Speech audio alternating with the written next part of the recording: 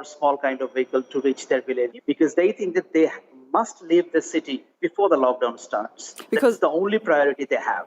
Because they must be worried that in Bangladesh, they're going to see the same scenes that we saw a couple of months ago in India when hospitals were overwhelmed and people were struggling to get the help they desperately needed.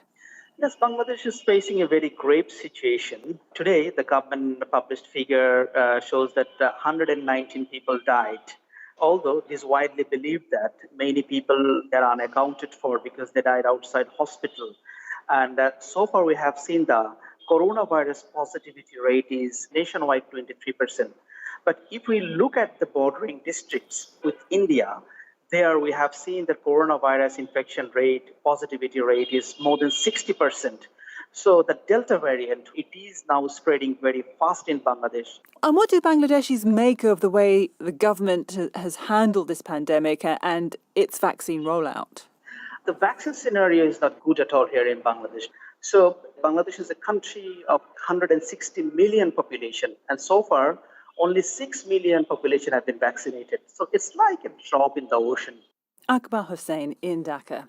Here in the UK, the Ministry of Defence has begun an investigation to establish how classified documents came to be left at a bus stop. Dozens of papers were handed to the BBC after being found by a member of the public. They included documents relating to a Navy mission in Ukrainian waters last week and Britain's future military deployments in Afghanistan. The opposition Labour Party has said the security breach was serious, worrying and embarrassing. Here's our World Affairs correspondent, Paul Adams. The former Security Minister Brandon Lewis told the BBC the discovery of the documents represented a serious breach. The government had to make sure, he said, this did not happen again. The papers found in a soggy heap on Tuesday morning included assessments of Russia's likely reaction to HMS Defender's mission through the waters around Crimea, which was due to take place just 24 hours later. John Healey, Labour's defence spokesman, wants the Defence Secretary, Ben Wallace, to report to the House of Commons this week to reassure the public that no military operations have been put at risk. Our frontline troops on HMS Defender were totally professional last week in dealing with the Russian aggression in the Black Sea. And they must be asking themselves, well, what about our backup at the MOD? How on earth did documents linked directly to our operations come to be lost from the department in this way? There's also one highly sensitive paper outlining proposals for Britain's military presence in Afghanistan after NATO's current withdrawal is over. Michael Clark is the former director of the Royal United Services Institute.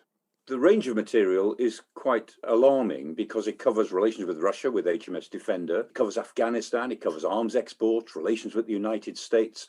The level of classification of all this stuff is not all that high, but anything that's classified shouldn't be going outside the MOD, covering this range of issues. This episode has been more embarrassing than damaging, but officials know that had the documents fallen into other hands, it could have been a great deal worse. Paul Adams. France's regional elections were supposed to be a boost for the far-right leader Marine Le Pen ahead of next year's presidential election. She was hoping to win her first regional power base. But in the first round, her party and that of President Macron's fared badly. The centre-right staged a surprise comeback. Well, second round of voting has been going on today and it's just finished. Let's speak to our correspondent in Paris, Hugh Schofield. And I think early indications suggest that Marine Le Pen has suffered a big blow. She didn't win that regional powerhouse she was hoping to get. That is indeed the case. All eyes were on this Mediterranean region. It's called PACA in France, where she had a good chance, despite her poor showing last week, of taking the region. Of course, it's down there. It's a big stronghold for the hard right, far right, whatever you want to call it. As it turns out, she hasn't won it. The left, there was going to be a kind of three-way fight, but the left winger stood down, so it was a two-way fight between her man and a centre-right man, and the centre-right man who was in situ, he already had the presidency of the council, he's won it. He's 56%, a man called Renaud Muselier.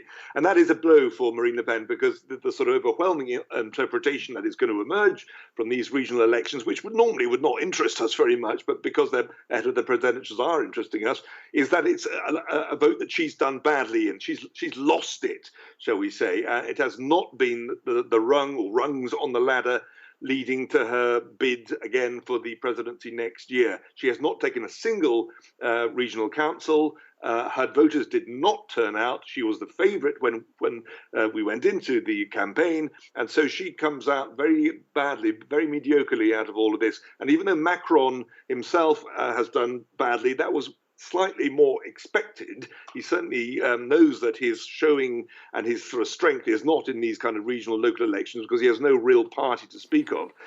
So it's more the blow to the confidence of the hard right, far right that is the issue here. And do we know why it was that she failed to galvanise her voters, who traditionally have been quite keen to come out for her? Well, I mean, there's one aspect of it will be, in a way, a positive thing. It's the kind of normalisation of the Rassemblement National. It's the way that it's treated by its voters now as other parties are treated by theirs. I mean, there's a general trend in France and there's in other Western democracies of people not turning out so much because they're turned off by politics. They're finding other ways of expressing themselves. And the Rassemblement National seems to fit into that matrix as well, which is, an interesting development. The other thing, though, may be that she's simply gone so kind of soft, and we know that that's what she's trying to do to make herself more acceptable, that the hardliners are turning away. Hugh, thank you. Hugh Schofield there in Paris. You're listening to the newsroom on the BBC World Service. Debbie has the headlines. US officials say 9 people are now known to have died in the collapse of a Florida apartment block, but more than 150 remain missing. Police in the Bangladeshi capital Dhaka have warned of unmanageable crowds at a ferry terminal as a major exodus continues before a coronavirus lockdown. And the Roman Catholic Church in Mexico has made an impassioned plea for an end to gang violence. Now for something out of this world.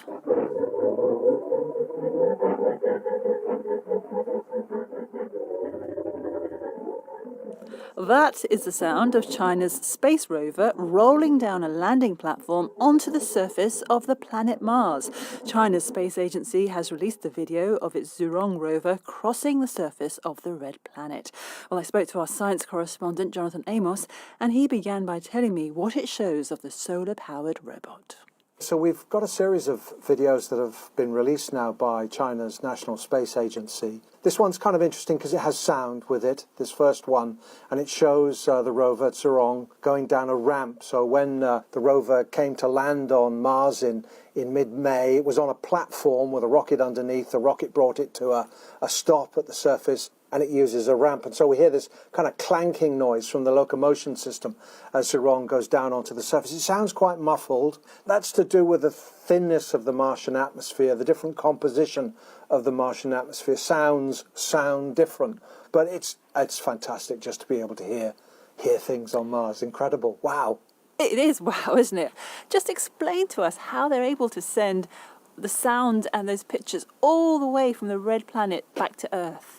So the Chinese went with an orbiter, a big spacecraft that was launched from Mars last year. It arrived at the red planet in February and it went into orbit. So it just circled Mars to sort of aim at a place that, didn't have too many craters, large rocks, because you want to try and land, especially for the first time as it was for the Chinese, you want to land where some of this is quite smooth. Then they put the rover down.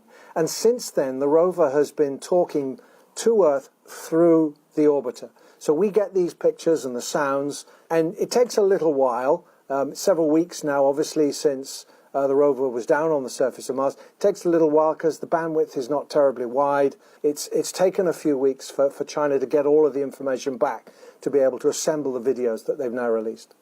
Meanwhile, this rover is trundling along, exploring the planet. How far has it got? What has it found? It's done a few hundred meters. I mean, they've got probably at least 90 Martian days. I say a Martian day because a Martian day is slightly longer than an Earth day by about 39 minutes. They're hoping to get at least 90 Martian days out of this rover. It's just at the start of its exploration now. It's in a place called Utopia Planitia, which is a vast plain in the Northern Hemisphere. It's going to have a look beneath the surface. It's got a radar that will try and detect subsurface ice. It's also got a little laser as well that it can zap rocks to determine what they're made of. And that'll add to the knowledge that we have about Mars. Now, the Americans have landed 9 times successfully This is like the 10th place that human beings have been able to put some hardware. You'd struggle to fully characterize Earth if you were an alien and you only put instruments down in 10 places across planet Earth. So every new bit of data we get from wherever it is on Mars will add to the total sum of knowledge. Jonathan Amos. Football now, and we've had our first major upset at Euro 2020 with the Netherlands, the tournament's top scorers in the group stage, knocked out 2-0 by the Czech Republic in the second round earlier. Our reporter Maz Faruqi was at the match in Budapest. So Maz, what happened?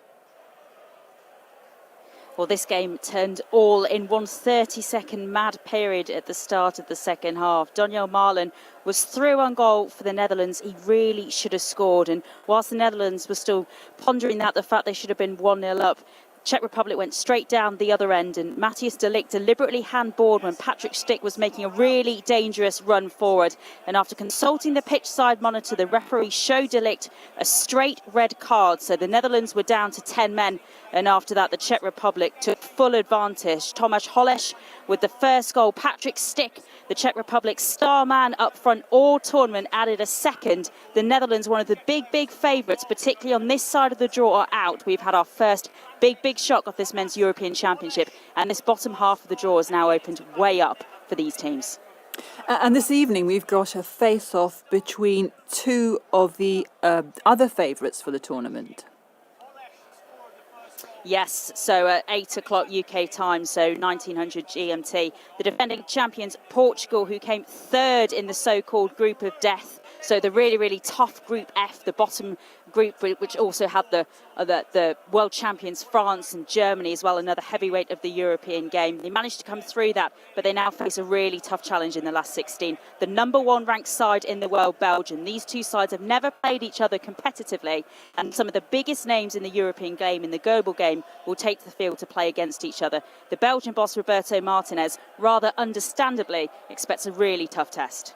We all know that Portugal are a group of phenomenal individuals, but they are a winning team, that they've been able to work without the ball for long spells and be very comfortable and be a real threat on the counter-attack. They've got real experience. They are the European champions. They won the Nations League.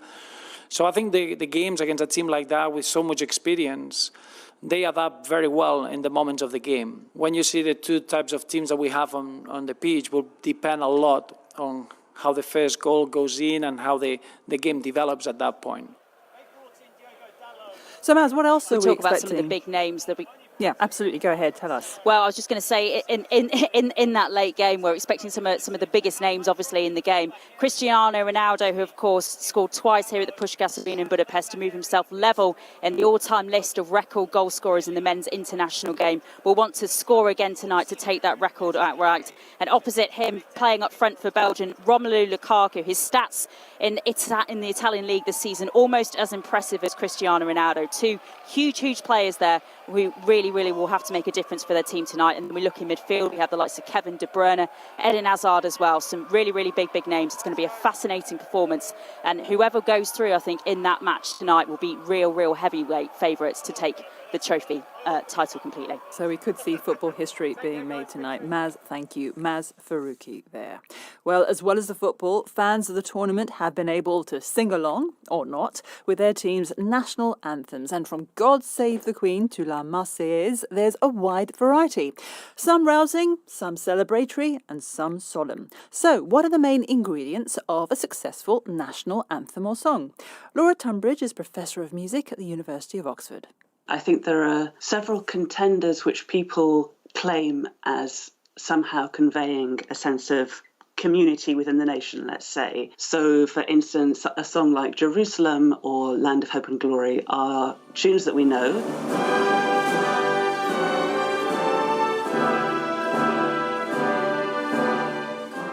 All of them are somehow contentious or can become so. So much of music making, particularly choral singing, can be community building and can be harnessed to great effect for bringing people together and expressing something that unifies people. And there aren't too many examples, perhaps beyond sporting events or perhaps beyond big ceremonies, where we really see instances of that in this country, I think.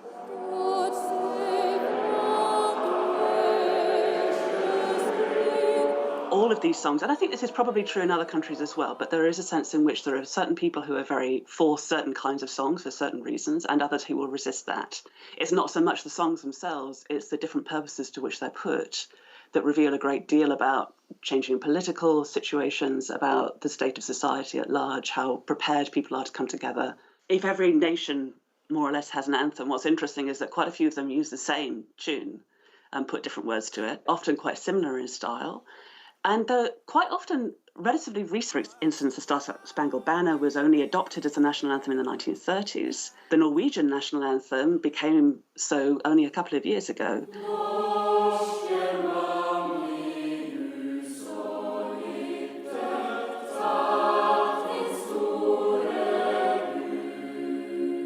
And the Norwegian example is interesting because how they've coped with a song that during the Second World War was used by both resistance fighters and by collaborators.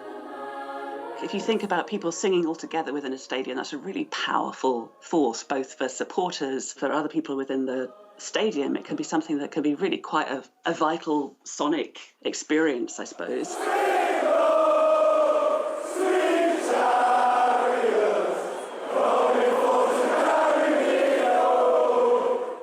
And then there's also the question of what those words are and whether people are really thinking about the words that they're singing as those songs go by, and which are the ones that you can really say does relate in some ways to what the team is, where the team comes from, and whether they're just songs that generically are powerful when sung en masse. And it's really striking how much, actually given the opportunity to sing together, people enjoy it.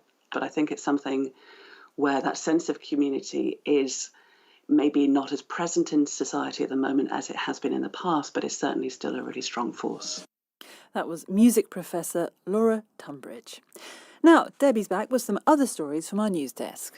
The Czech president Miloš Zeman has said he finds transgender people fundamentally repulsive.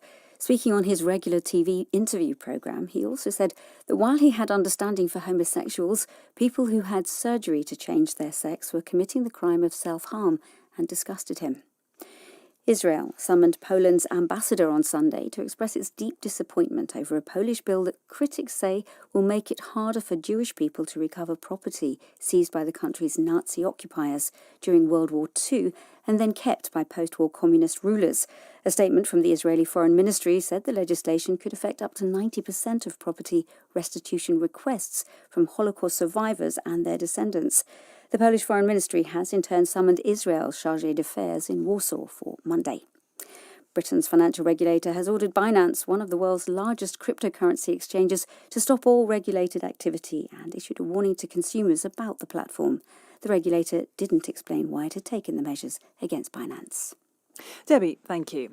Australia has a reputation for having a wide range of dangerous creatures that can kill you, among them snakes, spiders and, of course, sharks. For decades, about 50 shark nets along the eastern coast have protected swimmers and surfers from the marine predators.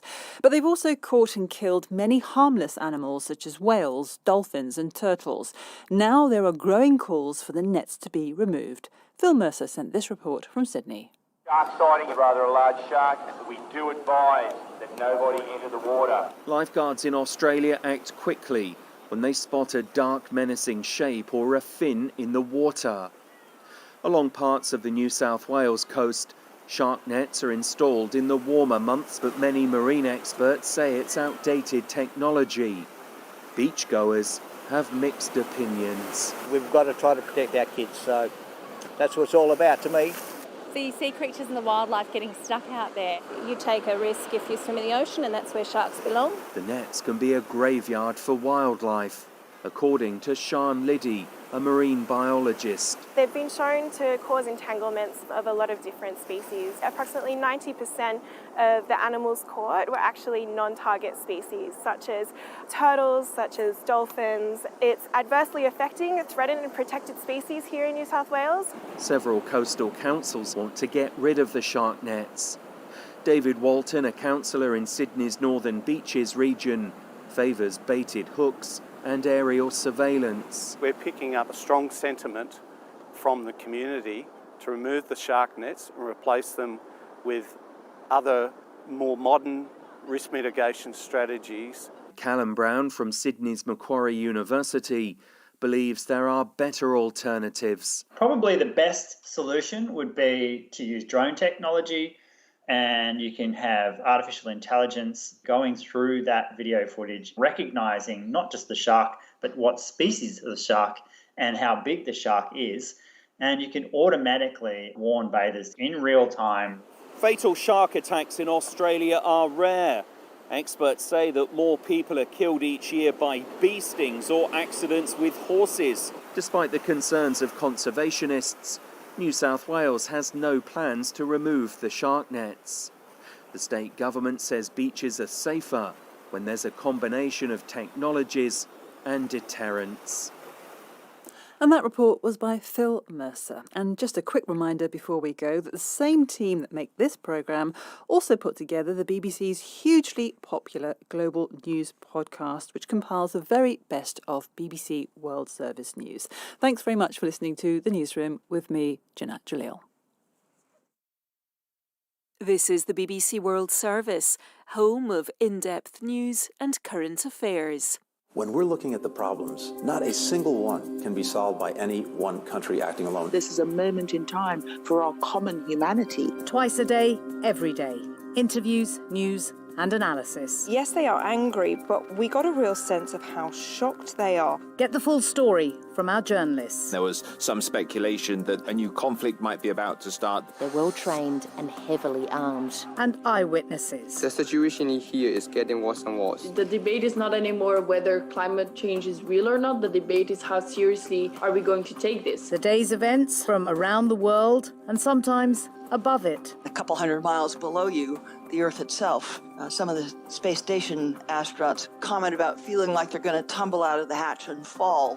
NewsHour, Saturday and Sunday at 12 and 20 GMT. I'm Nalini Sivadathan, and for Heart and Soul from the BBC World Service, I'm going on a journey, meeting other young Hindus to find out about their complex relationship with their faith and trying to work out where my own place within Hinduism lies. Growing up, I loved beef and would all eat it even though we were Hindu. At the same time, I was told cows were sacred, and that's where my identity crisis as a Hindu started. That's on Heart and Soul after the news. BBC News with Debbie Russ. Officials in the US state of Florida say 9 people are now confirmed dead following the collapse of an apartment block near Miami on Thursday. 4 bodies have been found today, and another person has died in hospital. Around 150 people are still unaccounted for. There's been an ambush in central Burundi, which security sources say has left at least 15 people dead. The attack was in Muramvya province, where 12 people died in a similar assault in May. According to eyewitnesses, gunmen blocked a road with large stones under cover of darkness and then shot at the vehicles. Mexico's Roman Catholic Church has made a dramatic appeal for an end to decades of violence in the country, following dozens of deaths this month in clashes between criminal gangs. In a newspaper article, it says violence has persisted in Mexico, despite promises by different governments to address it. In France, exit polls indicate that Marine Le Pen's far-right National Rally has failed in its attempt to win its first ever regional election. It did worse than expected in its targets of Provence and the region around Calais in the north. Parts of the Pacific Northwest of the United States are experiencing a record heat wave. The US National Weather Service has issued warnings of excessive heat across nearly all of Washington and Oregon states. Cambodian police and wildlife officials have raided a house in an upmarket part of the capital Phnom Penh to confiscate a pet lion. After images of the animal appeared on social media, an investigation has been launched. And the Czech Republic have unexpectedly knocked the Netherlands out of the Euro 2020 football tournament with a 2-0 victory in Hungary. The Czechs scored their goals in the second half, soon after the Dutch had a player sent off for a deliberate handball. That's the latest BBC News. Thank you for waiting. Hello, how can I help? Oh, hi there. Can I have a veggie deluxe? And Dad, what would you like? I want a chicken sandwich, please. Growing up and going to drive-thrus with my parents is when I started asking questions about Hinduism. No problem. Would you like anything else with that? No, that's fine, thank you. Next intake, please. Thank you. Okay, thank you. I'm now vegetarian, but growing up I loved beef and would all eat it, even though we were Hindu. Instead of this veggie burger, I probably would have been having a beef burger when I was younger. But yeah, how times have changed. At the same time, I was told cows were sacred. And it was only at school that I found out Hindus weren't supposed to be eating beef. And that's where my identity crisis as a Hindu started. I did like beef a lot. Yeah, I know. Beef, chicken. Did you ever think, when I was that age, that I would become a vegetarian? Never I thought. That's what, it surprised me. I'm Nalini Sivadathan, and for Heart and Soul on the BBC World Service, I'm going on a journey, meeting other Hindus to find out about their own complex relationship with their faith, and trying to work out where my place within Hinduism lies. We were encouraged to eat meat, but then also, you're religious as well. So where does this come from? Because that's the culture. Because Indians, they are very strict, so we are more liberal. So that's why there's a culture, what the parents did it, and in the same thing, we also doing. That's what you see. You both were born and grew up in Sri Lanka. What was your experience like growing up Hindu? I'm vegetarian now, but my parents in our house only Fridays they don't eat meat. Only if you go to the temple, you don't eat meat. The reasons why I became vegetarian, it kind of fitted the belief system. We don't actually talk much about our own relationship with religion, but what do you think of mine growing up? Because I know sometimes I've asked you questions and you haven't been able to reply to it, because for me that's, important, always asking questions about everything. I don't explain in everything, but I don't know so many answers. Whatever you ask questions, I can't answer it. I didn't know. Honestly, I don't know. So that's what, I just ignore those things. I'm kind of like a lapsed Hindu, I suppose. That's the best way to put it. Because I used to be quite religious growing up. Even in my teenage years, I kind of went into a very religious phase. Kind of came out of it because I was always a kind of philosopher at heart, and science kind of answered more questions. Unlike some other faiths, Hinduism doesn't have a single founder, central scripture, or religious authority. And while I've found that to be liberating, it can also be confusing. My friends Kaj and Brinda were also born into Hindu families, but like me, have a complicated relationship with the religion. Yeah, it's a tricky thing because I feel like there's nothing to be proud about. I wouldn't say I'm ashamed to be a Hindu either, but to actually say I'm proud to be Hindu, I don't know. Do you kind of yearn to follow some rituals or go into kind of spaces like temples? Yeah, I haven't visited home in over a year. That means I haven't been to a temple in over a year, because usually whenever I go back, or at least a couple of times a year, I would say to my mum, shall we go to the temple? And we'd go and visit. I would actively ask her. I didn't realise it, but it is something that it's still a part of me. What elements do you find difficult about the religion? Yeah, this is the thing, because there's certain things that I don't know whether they go into culture or religion. And the main thing is the caste system. And that's something that still prevails today. And I'm totally against it. And I still think that people from our generation don't discuss it as much as we should. Philosophically speaking, principles of karma, how struggling people in the world, children they're responsible for their actions in their previous lives, and that's why they are where they are. This seems to be a common explanation, which I feel like, dude, are you really saying that these kids are suffering today because of what they did in their past lives? We can't carry on like that, right? That's not a good way to run society. If or when you guys have children, what do you think you would choose to kind of impart to them of Hinduism? I wouldn't enforce the religion on them. I wouldn't expect them to practice anything. I would just like to inform them of the good side of it and the bad side of it, I guess, and then they can make their decision from there. Yeah, so this is kind of always a dilemma in my head, because I would love for my children to have the same understanding that I have. The problem is, without going through the struggle of actually, being kind of very religious and then kind of losing my religion, all this kind of stuff. I think in some respects there's no other way to do it. So this is the Sri Ganapati temple in Wimbledon. It's the oldest fully consecrated Hindu temple in Europe.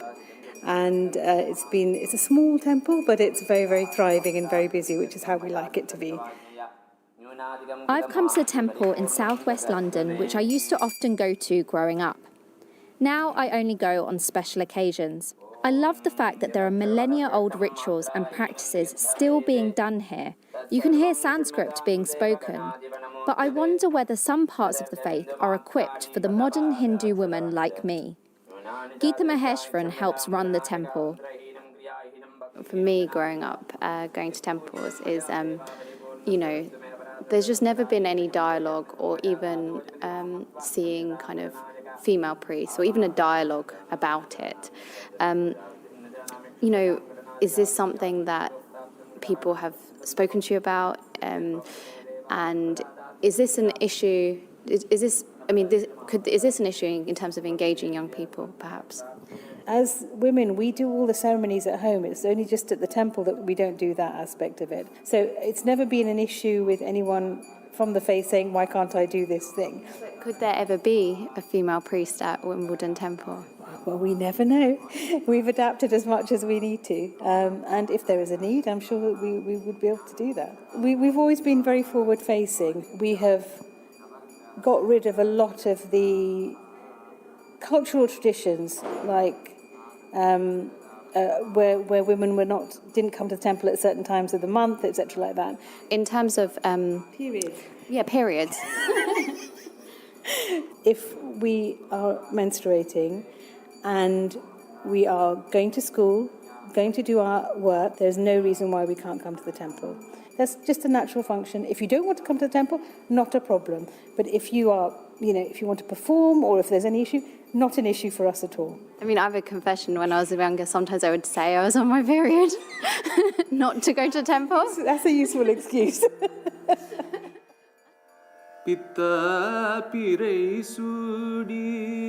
So growing up, I would always come to the temple at least once a week, and I was taking part in a lot of the activities. All the festival days, we would come to the temple. I've continued to come to the temple regularly, really whenever work allows. I probably come to the temple more often than most people my age. While I'm at the temple, I meet Sairaj, a doctor in his 20s.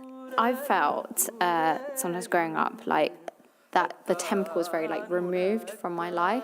It didn't quite fit in with my lifestyle or the life that I'm living in now. And so I particularly remember Friday evenings, my parents taking me to the temple, me having to go to the temple. And obviously, especially when I was a teenager or in my early 20s, that would be the time I'd be going out with friends, right? What would you say to that? If temples don't offer them practical things to do, like service activities and ways of engaging, and it's purely ritualistic worship that's going on, I think that is less exciting for young people as well. But I think sometimes a routine is really important. It's kind of like going to the gym every week, or persisting in questioning and being on a path and seeking, and you will find a fruit at the end of that. So I think what's important is we call ourselves spiritual seekers. We're not followers, we're seekers. We're actually seeking, and we're each on our own path that only we can know, and we have to be honest about what works for us.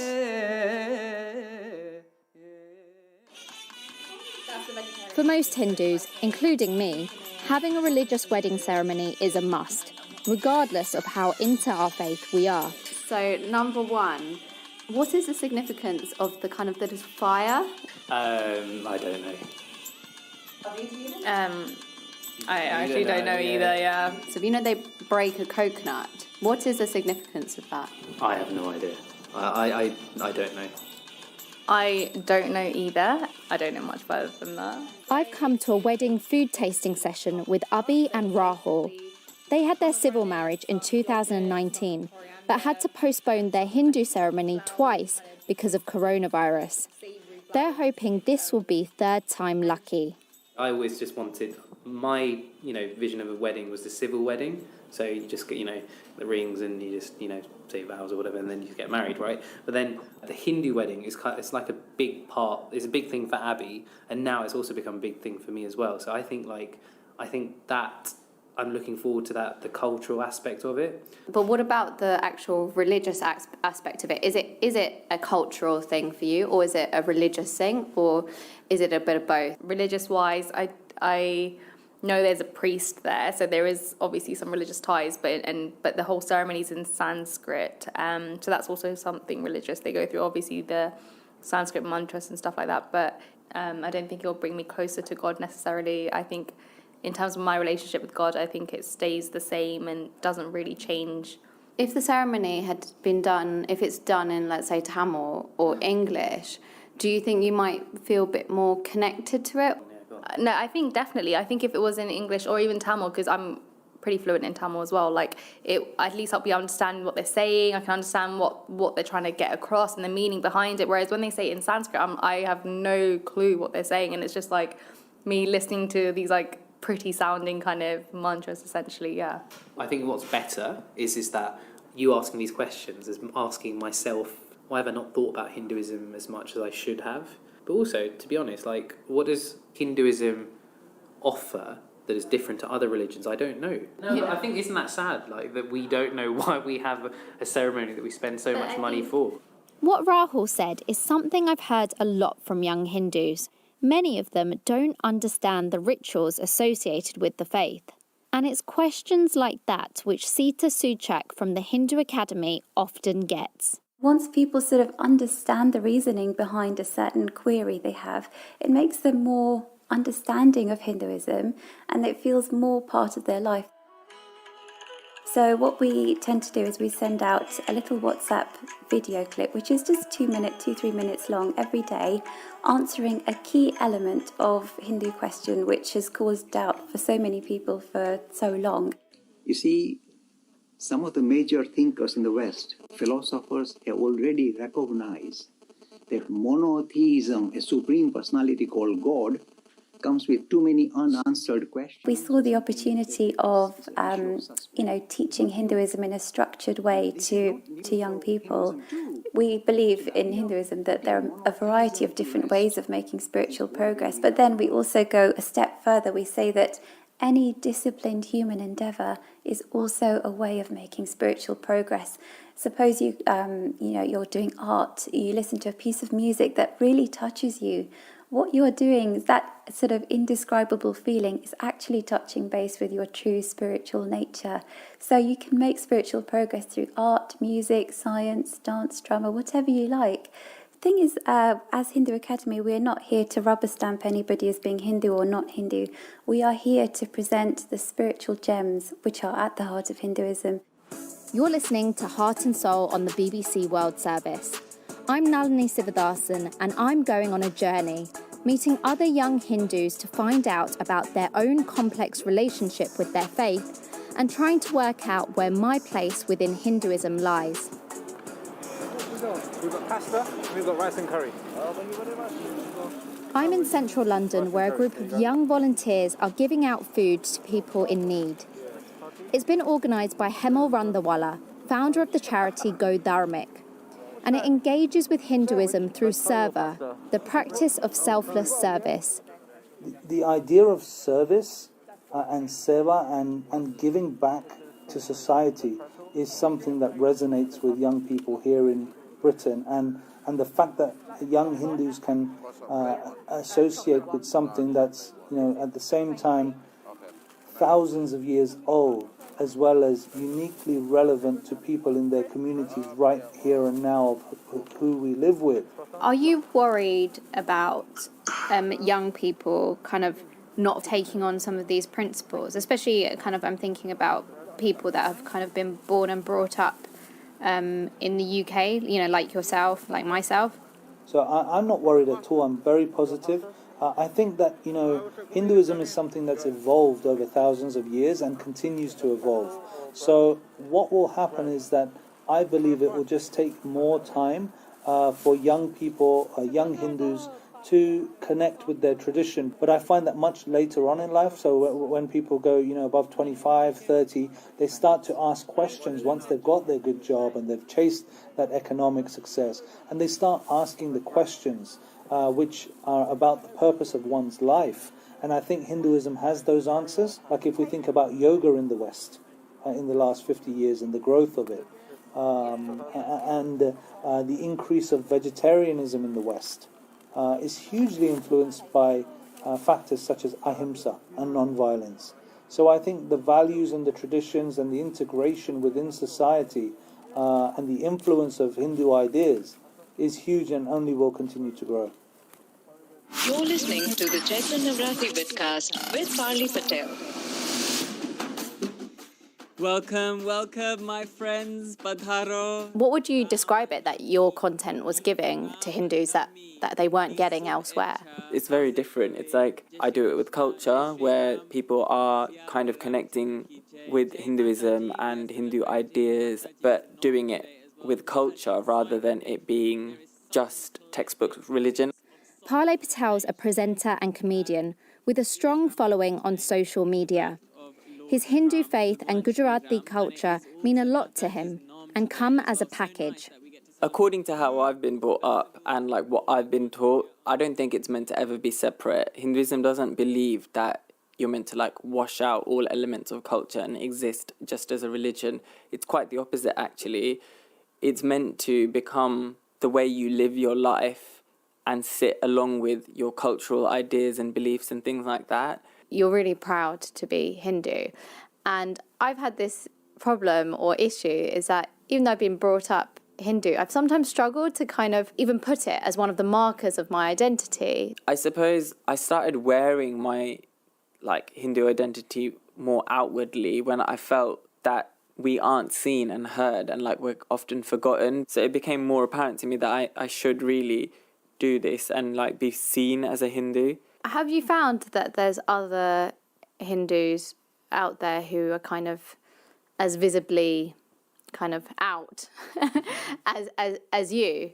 Or is it quite a lonely kind of place to be, especially like on social media? I'll be honest with you, I have moments of frustration because I genuinely feel lonely sometimes where I'm like, gosh, why can't someone else talk about this for a change?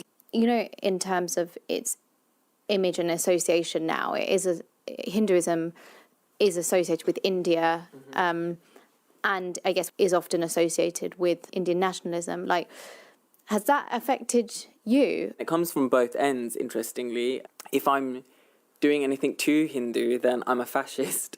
And then at the same time, if I, ever talk about anything negative towards the Indian government or say anything where I'm like, well, I don't quite agree with, this approach, then all of a sudden I'm attacked for not being Hindu enough. What's happening is the Hindu identity is becoming more and more politicized. It can leave you feeling paranoid and negative. I gave them a quiz last week. Yeah, I don't know what you say about your performance. I think it was okay. I think I did better than Rahul. I knew a bit more things than he did, so I was quite proud of myself. Yeah. But I'm honest. I don't know anything. I don't know anything about the ceremony. I don't know I'm just gonna be sitting there and just be like, I don't know. I've brought Abhi and Rahul, the couple who are planning their Hindu wedding ceremony, back to Wimbledon Temple to meet Geetha, who we met earlier. I'm hoping she'll be able to help them make sense of what will be happening. Geetha, you're laughing. Is this sentiment echoed by Rahul? Is that something that you've heard before? Many, many times, yes. So the Hindu wedding is just beautiful ceremonies which are steeped in our religion and our traditions and huge symbolism. So the main aspect is that on the day you are treated as Lord Shiva and Goddess Parvati. So there's very little spoken words. So we don't have vows that we make. The only words actually that are spoken apart from the priest are the father of the brides during the Kanyadanam, which is the period when he ceremoniously gives his hand to you. We didn't actually. What's the significance of the fire? I think that was first asked, and we actually never explained. Because he's Lord Agni is the Lord of Fire, So he is there for all religious ceremonies. So, you know, the light that we show to God, the arati and things. So the light is supposed to represent the light of God, the light of knowledge. From what you're saying, it actually sounds like there's loads of beautiful moments in it. And now we can actually both, when we are sitting there on the day, we're like, oh, this is this and this is that. Like, it makes sense now. So it'll be really nice. It has more value to it now. And I wish that going forth, like, more temples and more couples can be involved and kind of find out, like, why we do this. And maybe it will probably involve them more into the Hindu religion as well, more so than they previously were. How would you feel if I stopped following Hinduism or I didn't call myself a Hindu? How would you feel about that? Back at home, I'm keen to know what my parents make of me questioning the faith they raised me in. I mean, it's sad. It's sad, but I can't persuade, or I can't worry too much. This is partial of the life. I'll be very disappointed. I'll be very upset. But you're grown up. You decided, but I will be very sad. If I had children, how maybe would you teach them in a way that's, now you obviously learnt from me and my sister. How would you approach them? Yeah, I would want the children to be Hindu. I will teach them. And also not like the way I approach you and Priya. I think sometimes when we were growing up, it's like God is like you should be scared. If you don't do something, then God will punish you. That's kind of that mentality. But it seems like with my nephews and niece, it's like a different way you're teaching them. Yeah, because I'm just saying God is very kind. God will give you, but only one thing, you have to be nice to other people, then God will help you. I'm not saying God will punish you if you don't do it. That is make them scared. They won't like that religion. I was surprised to hear that my parents regretted how they taught us Hinduism. I think looking back, it felt that at times we were doing rituals for the sake of it, and a lot of the religion just didn't make sense to me. But now I feel quite proud that my parents realised that their approach perhaps didn't work at times, and they're trying to engage with my niece and nephew in a different, more interactive way, and by doing so, encouraging them to carry on the faith in whatever way they want to. I've always thought that maybe I'm not Hindu enough, as I've had doubts about the faith. However, Indian politician Shashi Tharoor's book, Why I Am a Hindu, made me see my faith in another way. I still had some questions, though. I grew up actually eating beef, and it was actually one of the prompts for me to start asking questions about my faith because, my parents encouraged me to eat beef, but then kind of externally, I was kind of being told that I shouldn't eat it. Was I a bad Hindu for eating it? No, absolutely not. That's the important thing to understand is Hinduism has absolutely no compulsory dogmas. What the extraordinary thing about Hinduism is that it is such a diverse faith that the believer, the reader, the seeker can choose what he wishes to believe in from the multiplicity of the text materials and ideas available to him. I feel like I've been having a Hindu identity crisis. But from what you say, do you think Hinduism, or what we know to be Hinduism, is having an identity crisis? I think when you look at it, it's India and Indian politics that has projected this identity crisis. Everything is fair, up for debate, for discussion. And that's what I think has been completely reduced to this intolerant nonsense by a bunch of semi-lettered bigots who call themselves the Hindutva movement. As a Hindu movement, it is not Hinduism as philosophy, as religion, or as doctrine. It is Hinduism as badge of identity that these political Hindus are emphasizing. It is reducing Hinduism to the identity politics of the British football hooligan, saying that, if you don't support my team, I'll bash you on the head. That sort of attitude to Hinduism has nothing to do with the philosophy and the values of the faith as I've learned it and grown up with it. What advice do you have for me and other people like me who perhaps might be struggling with their kind of Hindu identity? I would say that you really need to come to terms with what it is you're uncomfortable with and realize that that's fine. That if you don't want to take the drastic step of rejecting the religion into which you were born, then understand it better. It's been reassuring to learn that I'm not the only person who has a complicated relationship with Hinduism. Younger Hindus are now questioning the practices and rituals which our parents often followed without much thought. To me, these traditions have sometimes made the faith seem rigid and inflexible. But that's the opposite of Hinduism. And what I've discovered is that Hinduism has always been evolving and changing. You don't have to go to the temple to be a Hindu. You can still eat beef, and it's okay that I can be reluctant to embrace my Hinduness. Hinduism has pluralism at its core. There's no one way of practicing it. Questioning and challenging the faith isn't a bad thing either. In fact, it is often encouraged. And it has made me realise I do have a place in Hinduism, whichever path I choose to get to it. Heart and Soul was presented by me, Nalini Sivadasan, and produced by Athar Ahmed. This is the BBC World Service, joining jewellery designer Rajvi Vora on her journey to discover more about gold. It's basically our economic foundation. I'll be speaking with traditional gold miners and celebrity jewelers, I am working on a few pieces for footballers, as well as visiting Dubai's gold vaults. A lot of customers want to store just pure gold bars. The golden age of gold. Wednesday at 8 and 19 GMT.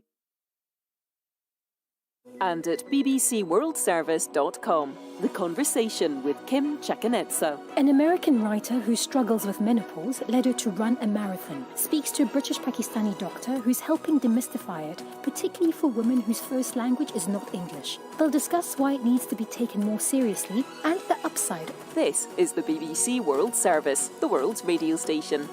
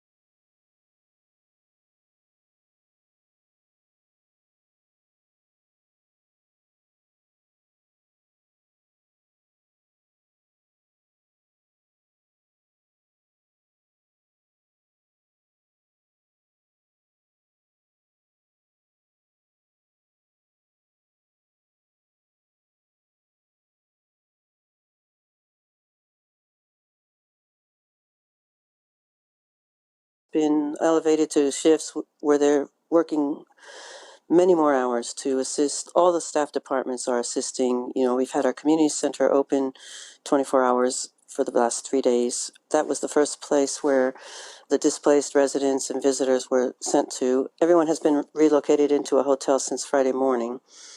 And, our town clerk and attorneys are working to find all these records because we've been inundated with record requests basically for the same material. That's why there is the link of all the records requests that we've found so far, and they're still gathering more information. We're pulled in a lot of directions, and I'm trying to be out there for the people so they see that we're here and we're working and we're here for them.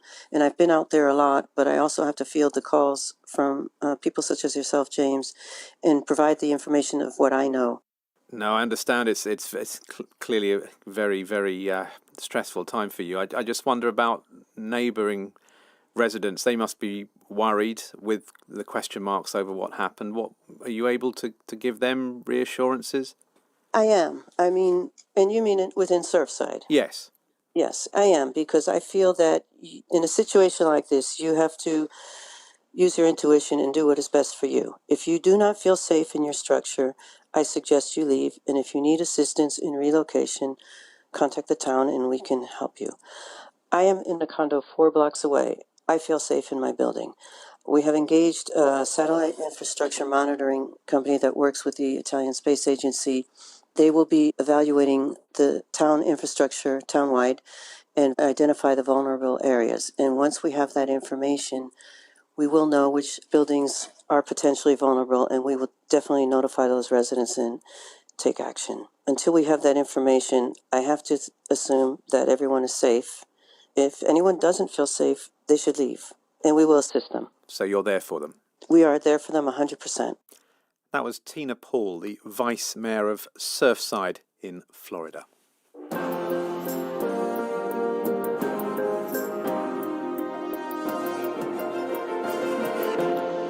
Attempts to hold large pharmaceutical companies accountable for America's opioid crisis appear to be gathering momentum. On Saturday, Johnson & Johnson agreed to pay $230 million to the state of New York to resolve an opioid lawsuit due to go on trial on Tuesday. The New York trial, which will still go ahead but without Johnson & Johnson, is the first to be heard by a jury and the first to include companies from across the opioid supply chain. It comes as the pandemic has presented a unique set of challenges for Americans living with substance abuse disorders, including opioid addiction. There were more than 90,000 deaths from overdoses in the 12 months to November 2020, with experts attributing the rise in numbers to synthetic opioids and illegally made fentanyl. The BBC's Coralie Barrow has this report. This picture was actually taken at Wisconsin Dells. Gina Malagold smiles when she looks at pictures of her younger brother, Dylan. We were very close. We would go to, amusement parks, and our family had a small cabin, so we would go up there in the summers. Typical happy childhood. We were very lucky. She adjusted to life under lockdown by teaching Spanish classes for Georgetown University out of her townhouse a few miles outside of Washington, D.C. I started doing yoga at home. I was able to sort of get through the trauma and anxiety that the pandemic was bringing, where my brother didn't have any outlet. Her reality was a stark contrast to Dylan's, as the coronavirus pandemic created a unique set of challenges for those living with substance abuse. He would cry to my mom how scared he was and say, "I don't want to die." And tears would just flow down his cheeks, and my mom would call me so upset. Dylan, who was 28 years old, tested positive for COVID while in a drug treatment facility in Wisconsin. He was forced to self-isolate alone in his family's cabin hours away. Days later, he overdosed again. My mom called me out of control and crying, and Dylan's dead, Dylan's dead. I can still hear her voice, and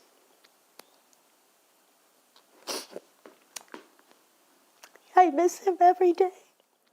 Dylan's toxicology test showed he died of 31 milligrams of pure fentanyl. It only takes 2 milligrams of the opioid to be lethal. It is a perfect storm because actually substance use nourishes itself on stress, and people take drugs to escape stress. It's actually uncertainty. And the pandemic has brought up at levels we had never seen. Dr. Nora Volko is the director of the National Institute on Drug Abuse. Her research shows an almost 30% increase in overdose-related deaths in the 12 months leading to November 2020. She attributes the spike to factors like increased social isolation and the closure of treatment programs. Individuals who had been able to be in recovery are relapsing. We're also seeing that people that are regular using drugs are starting to escalate that use, and those that may have not been using drugs are starting to use them.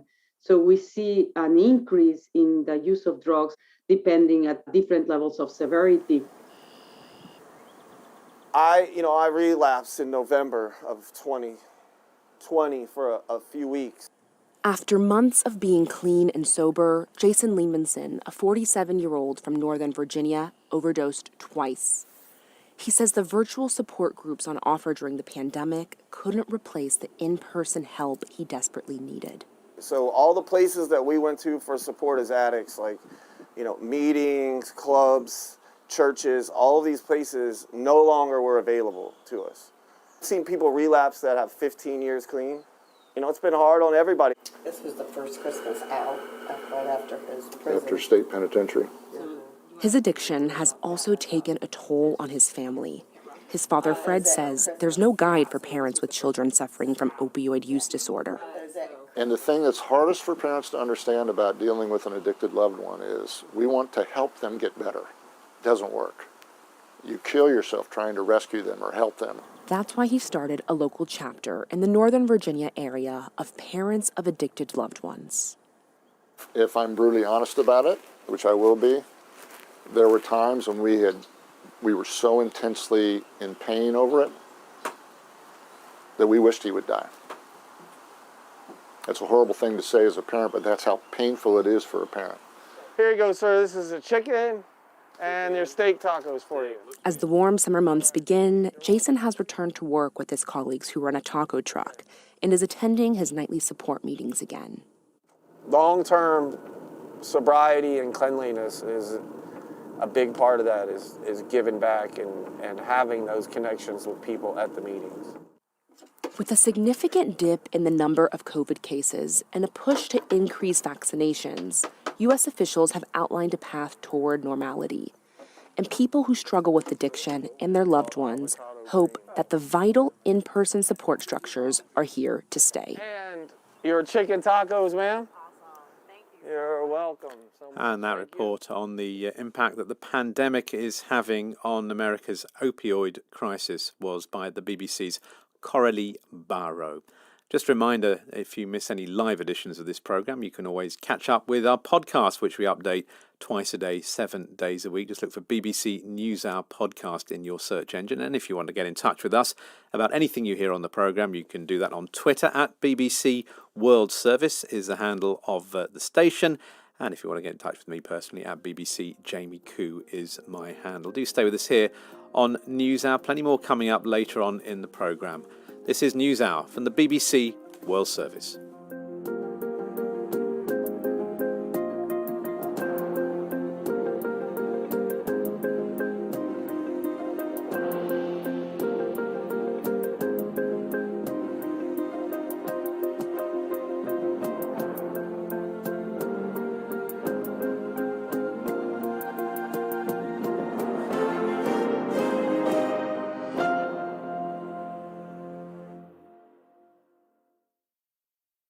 Coming up later on in the programme, we'll be hearing from the leader of one of Canada's Indigenous communities where a Catholic church has burnt down over the weekend. We'll be getting his reaction to that and to the discovery of several graves of Indigenous children over the last few weeks. And we'll be asking him whether or not he believes there is a link between the two incidents. That's coming up after 5:30.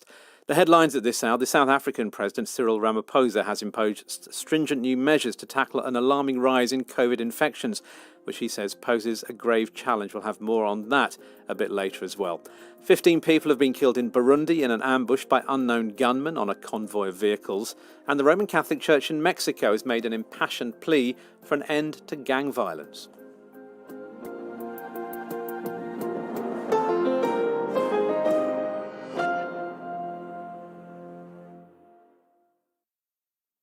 You're listening to the BBC World Service. This is NewsHour, coming to you live from London with James Kamarasamy.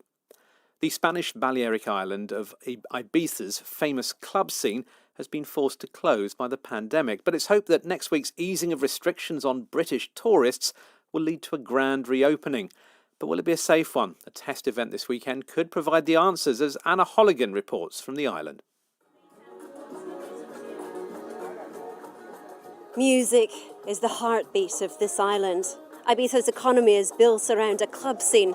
You can't stop pubbing, simple as, there needs to be a place for it somewhere, and if it's not here, it's going to be somewhere else. DJ Fat Phil Cooper came to Ibiza decades ago. This island thrives off that. It brings so much money to the island, and all the fringe people that are connected to that, whether it's the cleaners, the bar staff, the security, the people who run the taxi firms, we all need it. Can the island survive without the clubs? We'll see, I guess. They might not have to, if this test event is a success. I'm inside Hard Rock Cafe now, where this trial event is taking place. There's a view over the Mediterranean Sea, and places here have been reserved for people who kept the island safe during the COVID crisis.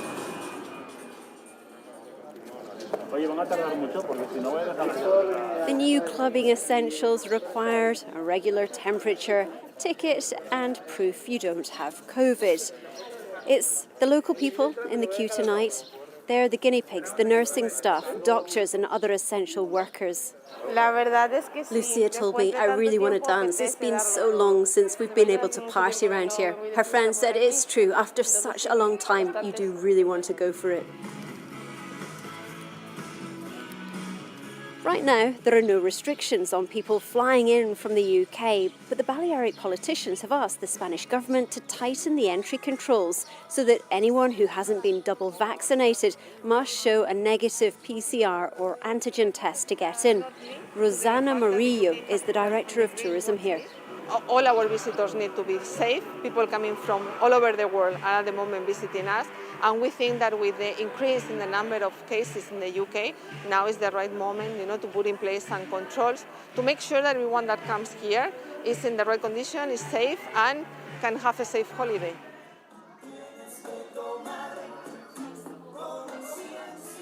Most bars are serving drinks again, but dancing's still banned, which the artist manager, Danny Whittle, fears will cut off a vital attraction. Kids come here at 17, 18, 19 years old, fall in love with the place, and they keep coming back year after year until, even in their 50s, they're bringing their kids here and they're renting villas. So, the clubs play a really important part of being that gateway to discover the island.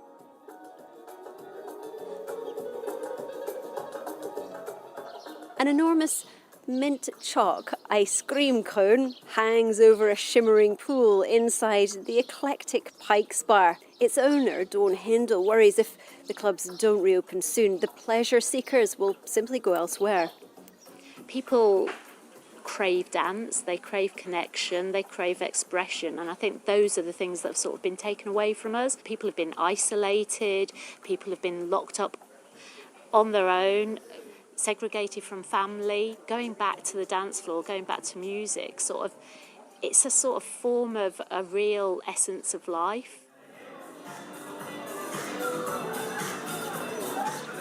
A lot is riding on what is a sensitive experiment. Media access was tightly controlled. We had to watch everything from a balcony. And soon, the moves that were meant to be restricted to the dance floor were breaking out all over the place. Ibiza's iconic venues will reopen within weeks if the results from this event prove clubbing can happen without ruining efforts to beat the pandemic. And that was Anna Holligan reporting from Ibiza. President Biden's pledge in February to stop supporting offensive operations in Yemen and his appointment of an American envoy to the country raised hopes that a 6-year civil war could be brought to an end. But despite US and UN efforts to restart peace negotiations, events on the ground seem to be heading in a different direction. This weekend, fighting between Yemeni government forces, which are backed by Saudi Arabia, and Houthi rebels, which are allied to Iran, has reportedly claimed more than 100 lives in the northern town of Marib, a refuge for thousands of people who've been displaced by years of conflict. Hisham al-Omaisi is a Yemeni analyst. He told me why the battle for Marib is so important. Well, for mainly two reasons. The Houthis, I'm afraid, are quite adamant on taking the oil-rich Marib at all costs. In addition to getting hold of the desperately needed resources, control of Marib, which is considered the last northern stronghold of the Yemeni government, would actually strengthen the Houthis' bargaining position in any future talks. Future talks? How close are we to talks? Well, to be honest with you, the international community have been pressing for the talks to happen in the next few weeks, but we've been hearing the same promises for the past few months, and nothing has transpired, honestly. But the new U.S. envoy has been pushing for it, at least as a first step for a ceasefire, to pave the way for future talks. The UN seems to be optimistic, and everybody else is just crossing their fingers at this point. The battle for Marib started several months ago, didn't it? What has been going on in the interim period?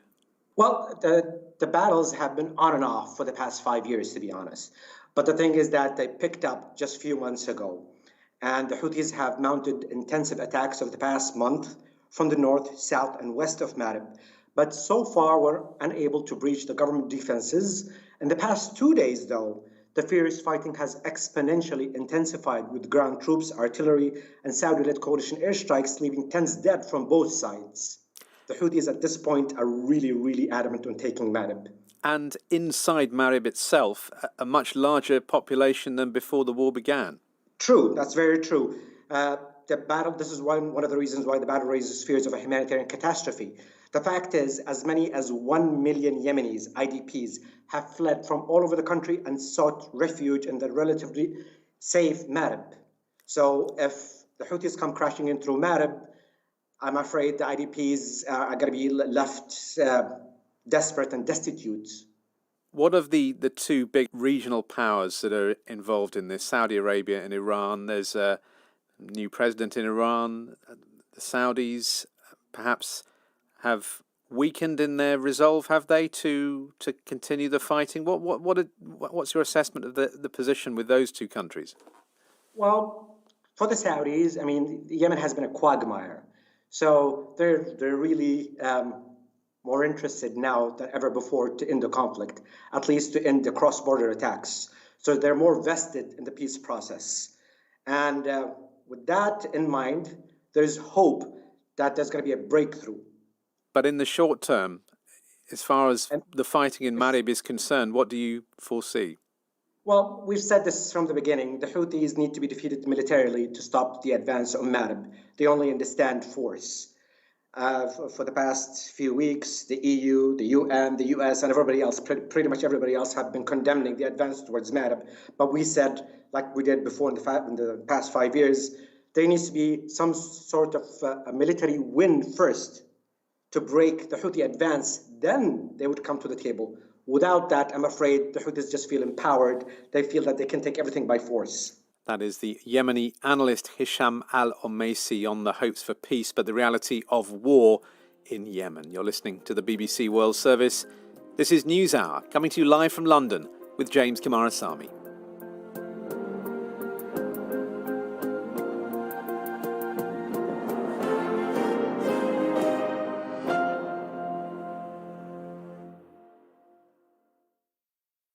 This is the BBC World Service. These black holes are anywhere from 100 million to 1 billion times the mass of the sun. Each pair of black holes can take about 25 million years to merge. When the truth is stranger than fiction. I'm left wondering just what has running 246 kilometres done to these runners' bodies. A recent study of Spartathlon runners showed that just after the race, their blood samples looked similar to those of people close to death. And where art imitates life. We have 9 squares of antique silk. So at the top we have a training layer where we can show people how to feel something that may be wrong in the body. Science. It's the most extraordinary thing because it combines absolute beauty with something so scientific. On the BBC World Service. Coming up on NewsHour in the next 30 minutes, new COVID restrictions are being introduced in South Africa. More Roman Catholic churches burnt to the ground among Canada's Indigenous communities, plus an unusual discovery at a bus stop in southern England, and a widow's 10-year search for the body of her photojournalist husband who was killed in Libya. All of that after the news.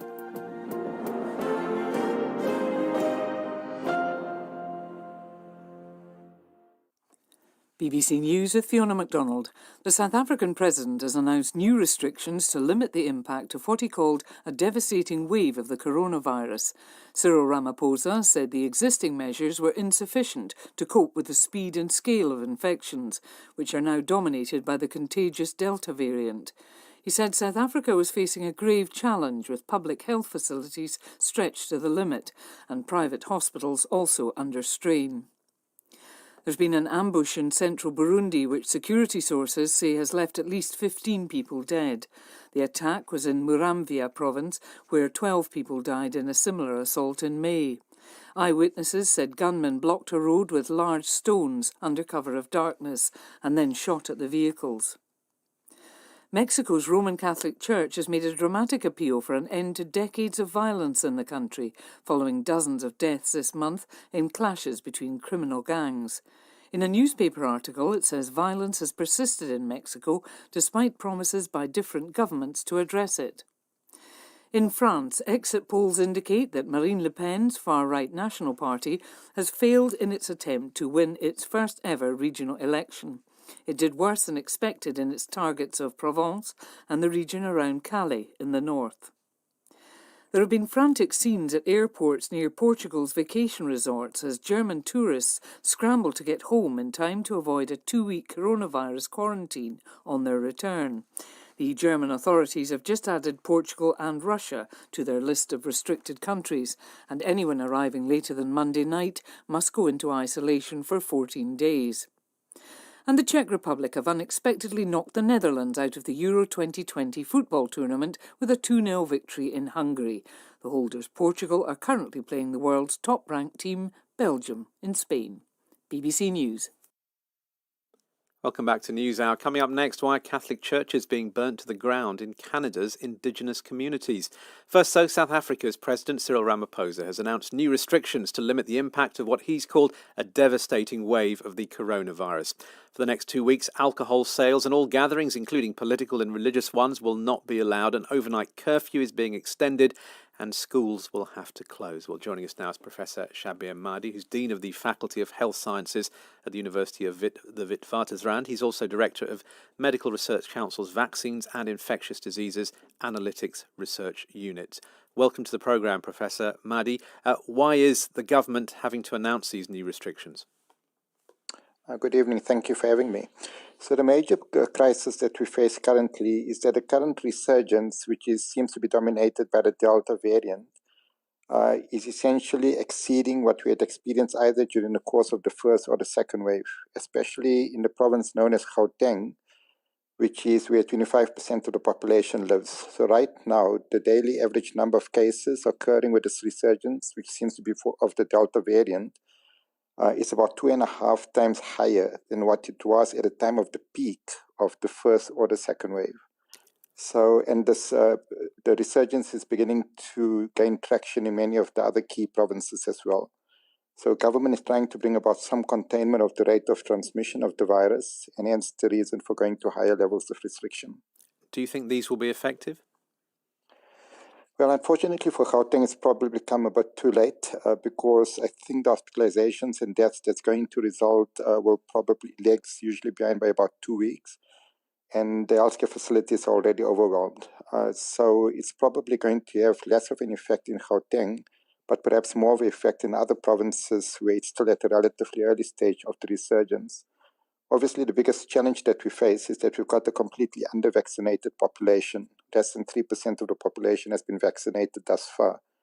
So had we been able to protect the high-risk individuals, we would have been in a better space than we are currently, where, unfortunately, even in individuals over the age of 60, not more than a quarter of them has yet been vaccinated.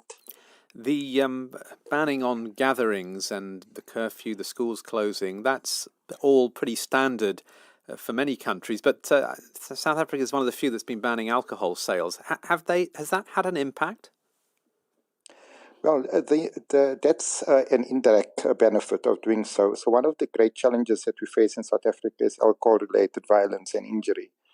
And often what happens is that our healthcare facilities are overwhelmed. And what the attempt here is to do is to try to relieve the pressure on our healthcare facilities so that we can redirect resources to the care of COVID patients.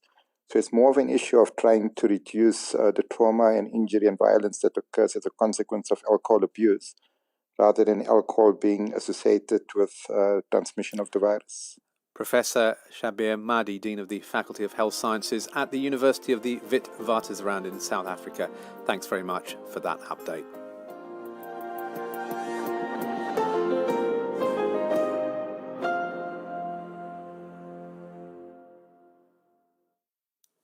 You're listening to the BBC World Service. This is NewsHour, coming to you live from London with James Kumarasamy.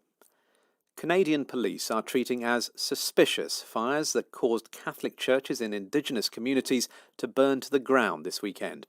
The fires at two churches in British Columbia were started within an hour of each other, and they followed two similar incidents last Monday. These attacks have coincided with the recent discovery of nearly 1,000 graves at the sites of two former Catholic-run residential schools for Indigenous children. The initial 215 graves of children were found at Kamloops in British Columbia. Keith Crowe is chief of the Lower Similkameen Indian Band, one of the Indigenous communities in the province, which saw its church destroyed on Saturday. I was woken up about 4 a.m. in the morning. I was given word that our church was on fire. I got up and I headed down to the site, and by the time I got there, there was only one wall standing. So it's burnt right to the ground. Nothing to be done. No. What does this mean for the communities, the fact that all these churches have been destroyed? Well, honestly, it's an impact. A lot of our survivors of the residential school were suffering anyways with the recent knowledge of the Kamloops Indian Band and the 215 unmarked graves that were found, and then Saskatchewan just happened as well. So they're under impact, and some of those survivors are still Catholic followers. They utilize the church. It's just going to create more hardship for them, and I feel for them. Do you believe that these churches being burnt down is linked to the discovery of the graves in those two locations? Unfortunately, there is angry people, and I do think there is a link there. I just think it needs to go back to the people about what we need to do as we move forward in the future, and individuals shouldn't take actions into their own hands. Is anything being done within the community as a result of these fires to get that message out and to ensure that there aren't more? We have been. With the whole pandemic in place, it's been really hard to come together as a community. We're not allowed to gather.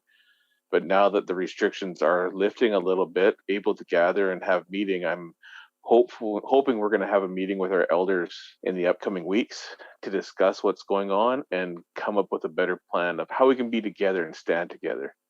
The last thing we want to see is a divide within our community.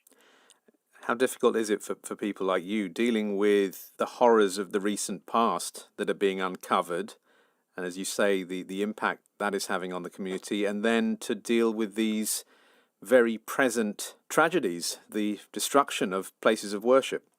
It's creating a lot of pain within community, within the nation. There's a lot of healing that has to happen. There's a lot that we need to do. And all I can say is that I'm here to listen to my membership. I'm here to listen to the people that need me and to talk. And I really hope that people reach out rather than lashing out. But you can understand, if that is what has caused this, if this is an angry reaction to the discovery of so many graves of Indigenous people, could you understand the emotions that might have led someone to do this? The intergenerational trauma that's happened from the residential school is real. And I hate to say it, we were not surprised with the findings in Kamloops. We've all heard stories I've personally heard stories from my family that attended the residential school, and we knew that there was burials there. Now that they're being uncovered, it's just bringing those emotions back to the forefront, and as more residential schools start to do testing on their lands, looking for graves, it's just going to be more and more impactful to any First Nation across Canada and in the US. It is going to be impactful. Are you afraid that this could become something of a cycle then? Unfortunately, I do. I think there could be more. I hope not. I don't wish this on any other community. I'm just hoping all the other communities stay strong and they're able to communicate with their people before things like this happen. Is it something that the community needs to deal with on its own? Is this something that, if it is an inter-community issue, it is something that you do need to deal with yourself? Yes, it has to be guided by the community. We really rely on our elders and our people for our guidance and help us get through this. We do have our Catholic followers within our community, and I support them like I support everybody else, but this has just traumatized them even more. It does point up the very complicated position of the Catholic Church within the community, though, doesn't it? As you said, people follow it, people seek solace in it, especially in light of recent information, but also many children in your community were forcibly converted to Christianity. Yes. I can speak to that personally. My grandmother was sent to residential school, and I'm not Catholic myself, but I do things like I have a St. Christopher's that hangs on all my vehicle's mirrors. It's just something I've always done because my grandma told me I had to, and I respect her for that. And it was a belief that she believed in. If someone listening to this is responsible for what has happened with the churches, what would your message to them be? Please listen to your elders. Please listen to the ones that are hurting from these actions that you've done. It wasn't right. We need to be here for everybody, and we need to be unified as First Nations. We don't need to be separated within our own communities. We need to stand together. Chief Keith Crow from the Lower Similkameen Indian Band in British Columbia in Canada. The UK government has begun an investigation into how a pile of sensitive documents from the Ministry of Defence, the MOD, came to be found by a member of the public in southern England. The documents, which relate, amongst other things, to last week's encounter in the Black Sea between a British Royal Navy vessel and the Russian military, were subsequently passed to the BBC. I've been hearing more from our diplomatic correspondent, Paul Adams. In the early hours of Tuesday morning, at a bus stop in Kent, and I won't be any more specific than that, a member of the public found a bunch of documents lying in a soggy heap on the pavement. He realised quite quickly that he was looking at something official and potentially sensitive. He gathered them up, took them home, dried them out, and then contacted the BBC, believing, by the way, that he was doing a responsible thing by doing that. And we looked at them, came to the same conclusion that they were indeed extremely sensitive, and have spent the last day or so going through to establish exactly what it is that we're looking at and dealing with. And what were you looking at? The ones that are perhaps were the most topical were referred to the recent passage of a British warship, HMS Defender, just off the coast of Crimea last Wednesday. Now, that was a very high-profile trip, and it generated quite a hostile Russian reaction because obviously Russia regards those waters as part of its sovereign territory following its annexation of Crimea in 2014. That is not the belief of the British government, and in a way this was designed to show that the British government endorses Ukraine's claim to those waters. And what the documents show is, not surprisingly, that this was the subject of extremely lengthy and detailed discussion beforehand at quite a senior level, in which people were asking the question, how will Russia react? And that they might react in all sorts of ways. I don't think anyone should be particularly surprised by that. What the documents don't show, and I think this is worth emphasising, is that this was in any way a mission designed to poke the Russian bear, as some people, including one crew member, described it. But it was very much about establishing a principle of the right of navigation in those waters in the full knowledge that the Russians might react the way they did. Obviously, this raises huge questions about how these highly sensitive documents came to be lying around. Is there any clarity yet as to what happened?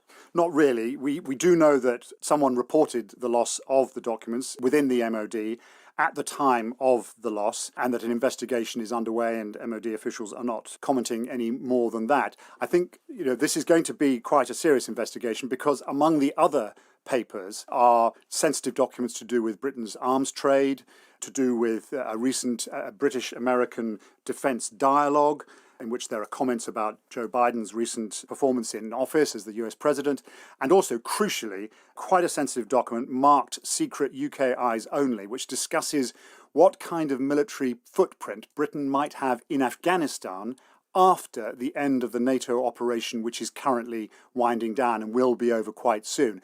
That is extremely sensitive. It's in the future, not in the past. And obviously it's the kind of information and discussion that you would not want to have falling into the wrong hands. People listening to this, I'm sure, will be asking themselves how the BBC has come to decisions about which part of this to make public and which not to. There have been a lot of conversations, I can tell you, about precisely this. And the general principle being that there is obviously a public interest in knowing that these documents have been lost in this embarrassing way, and to describe in general terms what the documents deal with. In the case of HMS Defender, because it is in the past, and because that story is pretty much out there, there was a feeling that we needed to be less cautious than with some of the other documents. But the overriding principle is that any kind of operational details or anything that might identify individuals or pose a risk to national security is simply off limits. And that is a conversation we've had at the highest levels within the BBC and with the Ministry of Defence. What is the Ministry of Defence saying about these documents? They have not confirmed explicitly that they are genuine, but they are absolutely not telling me that they're not genuine. The initial instinct on their part was this could be some kind of Russian plant. I have to say, when I first heard about these documents, that was my first instinct too. And if you look on Twitter today, you'll see that's the first instinct of an awful lot of people, that somehow we've been sold a pup by some nefarious foreign power. So they're not dissuading us from the conclusion that these documents are indeed genuine, and the fact that an investigation is going on is, I think, proof enough that indeed the documents are genuine, and this is regarded as quite a serious breach of security within the Ministry of Defence. The BBC's diplomatic correspondent, Paul Adams. You might call them moving Martian selfies. China's space agency has released a series of videos showing its Zhurong rover landing on Mars and rolling across the planet's surface, courtesy of a camera which the robot itself had placed on the ground. Our science correspondent Jonathan Amos has been watching and listening to the footage.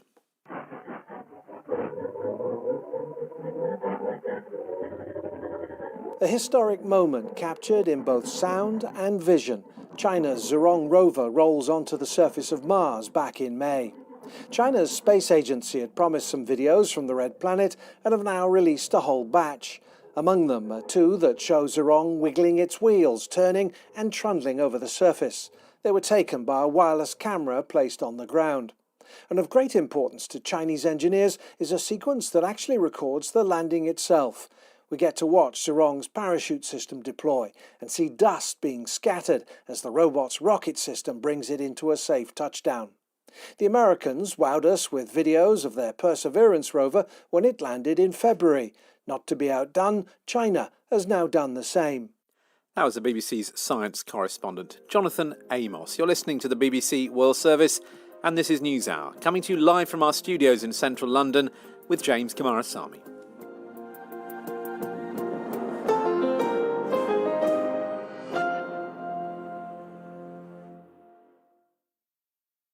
This is the BBC World Service, with Vincent Nee looking into how the course of the Cold War was dramatically changed 50 years ago.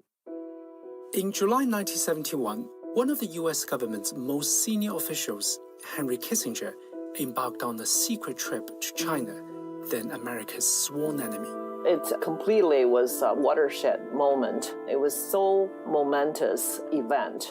A few months later, President Nixon's historic handshake with Chairman Mao changed the world we live in today. The meeting between the leaders of China and the United States is to seek the normalization of relations between the two countries. So how did that secret mission come about? And what has been its legacy? It's more than just a turning point in the Cold War. I think it's a turning point in 20th and 21st century history. when Kissinger went to China at bbcworldservice.com/documentaries. A reminder of our top story this hour. The number of people confirmed to have died in the collapsed condominium in the Miami town of Surfside has risen to 9. More than 150 people are still missing. The local Vice Mayor, Tina Paul, has met some of the families waiting for news of their loved ones. There were several distraught relatives there. There was one woman with 5 children missing. There's another woman who's missing her husband and child. This is just heartbreaking. Headlines at this hour. The South African President Cyril Ramaphosa has imposed stringent new measures to tackle an alarming rise in COVID infections, which he says poses a grave challenge. 15 people have been killed in Burundi in an ambush by unknown gunmen on a convoy of vehicles. And the Roman Catholic Church in Mexico has made an impassioned plea for an end to gang violence.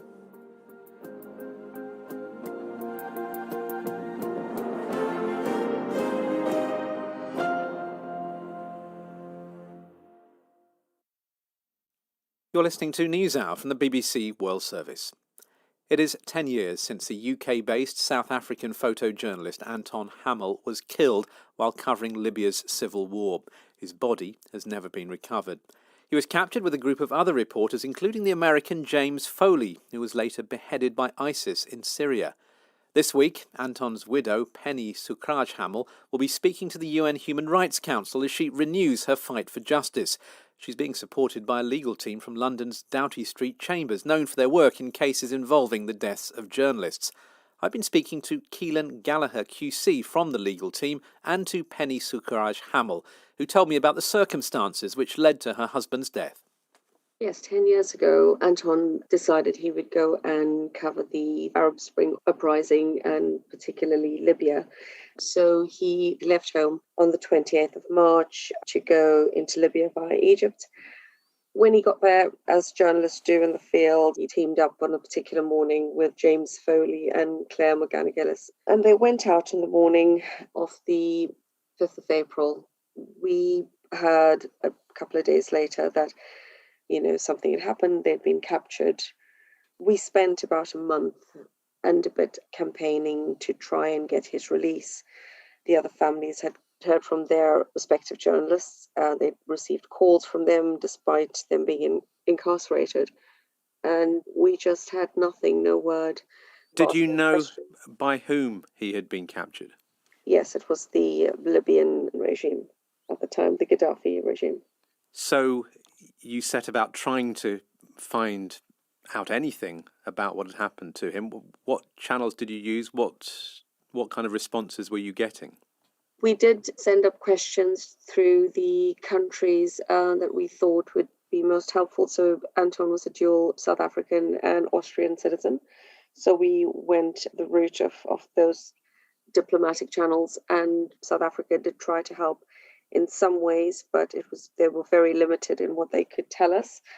Very often we were getting information from journalists who were on the ground, who were covering the uprising, and that was pretty much our only source of real information. And when and how did you finally discover what had happened to him? We got news that the journalists were all going to be released, and on the 19th of May, we heard that they were being moved over the border and into Tunisia, and we would get word as that happens. When they were actually released, it was televised, and we realized very quickly Anton was not among them. And we were filled with absolute fear and dread. And on the 19th, on the night of the 19th, we got a call from the South African diplomat who was speaking to us closely all the time, to tell us that actually they had been briefed by the American journalists and were told that actually Anton had been shot on the 5th of April by Gaddafi forces. And they have no other information as to what became of him thereafter. And that was our horror and our worst fears.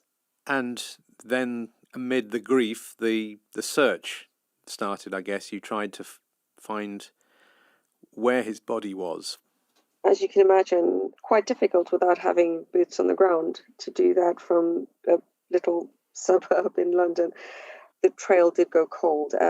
James Foley was one of those people that actually did go back to Libya expressly with the mission of trying to find out as much as he could with regards to some of the mass graves and clues that he was hoping would come to fruition. That was the extent of our search. Keelan, if I can bring you in at this point, why did you decide to take on this case? For me, it was very straightforward to take on this case. I work with the families of many journalists who've lost their lives simply for doing their jobs. And it was very clear to me and the legal team that I work with that this was another case involving total impunity in relation to the death of a journalist. And the UNESCO figures show that 9 out of 10 cases involving deaths of journalists result in impunity and no prosecutions. So for me, this was a case that I felt I had to assist Penny and her family. And we've been working together with Penny and her family and also with some other investigative journalists to see if we can do two things. First of all, if we can put pressure on the Libyan authorities to identify Anton's remains and return them to his family. I mean, Penny and her young children don't have a grave. They don't have what any other bereaved family would have, a place to go and pay their respects to Anton.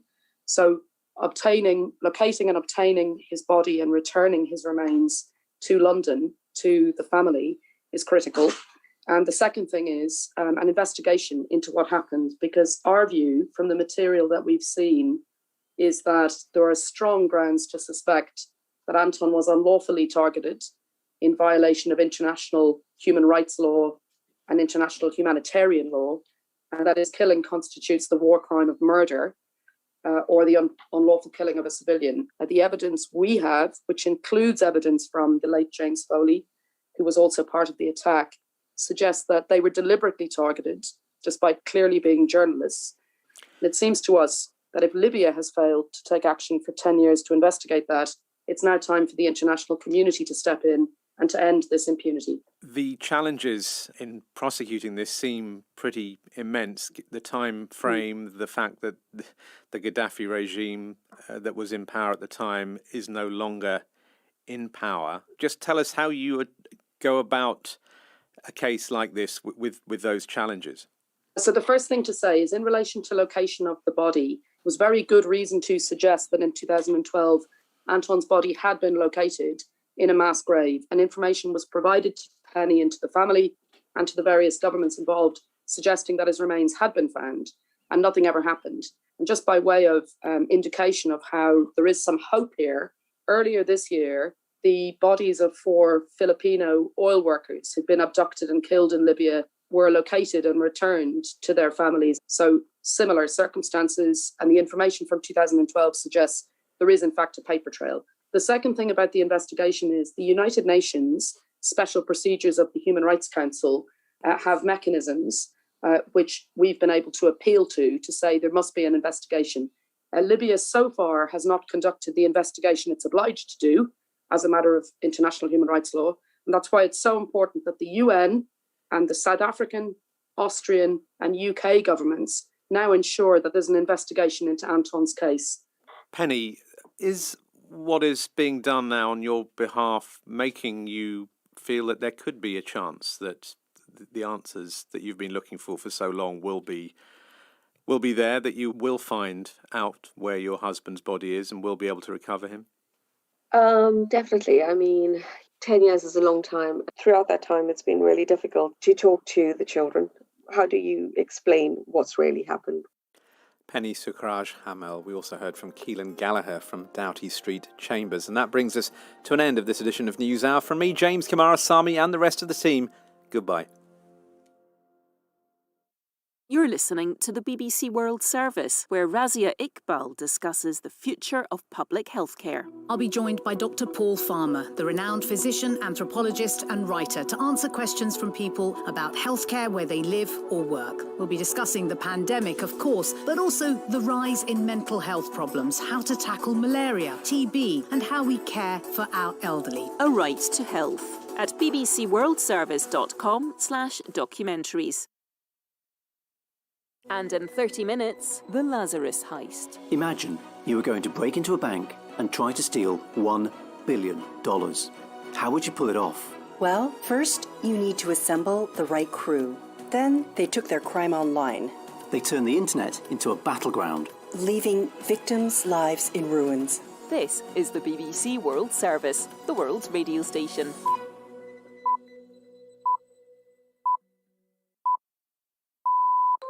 Experts had warned about the possibility of a global pandemic for years. For them, it was never a matter of if, but when. But what did come as a surprise was the speed of scientific progress to fight COVID-19. I think it's very unlikely, and it'll be very difficult to beat the 266 days it took us to develop our COVID-19 vaccine. But I do believe we'll get faster. The interesting question really is how much faster. But if I had to predict, then I think by the end of the decade, we might be able to cut the regular 10 to 15 years in half. If there's one bright spot in this long, terrible year and a half, it's the way science has evolved to work faster than anyone thought possible to try and end this pandemic. Find out how with me, Sandra Canthall, on this week's weekend feature on the BBC World Service, coming up after the news. Hello, this is the BBC News with Fiona MacDonald. The South African president has announced new restrictions to limit the impact of what he called a devastating wave of the coronavirus.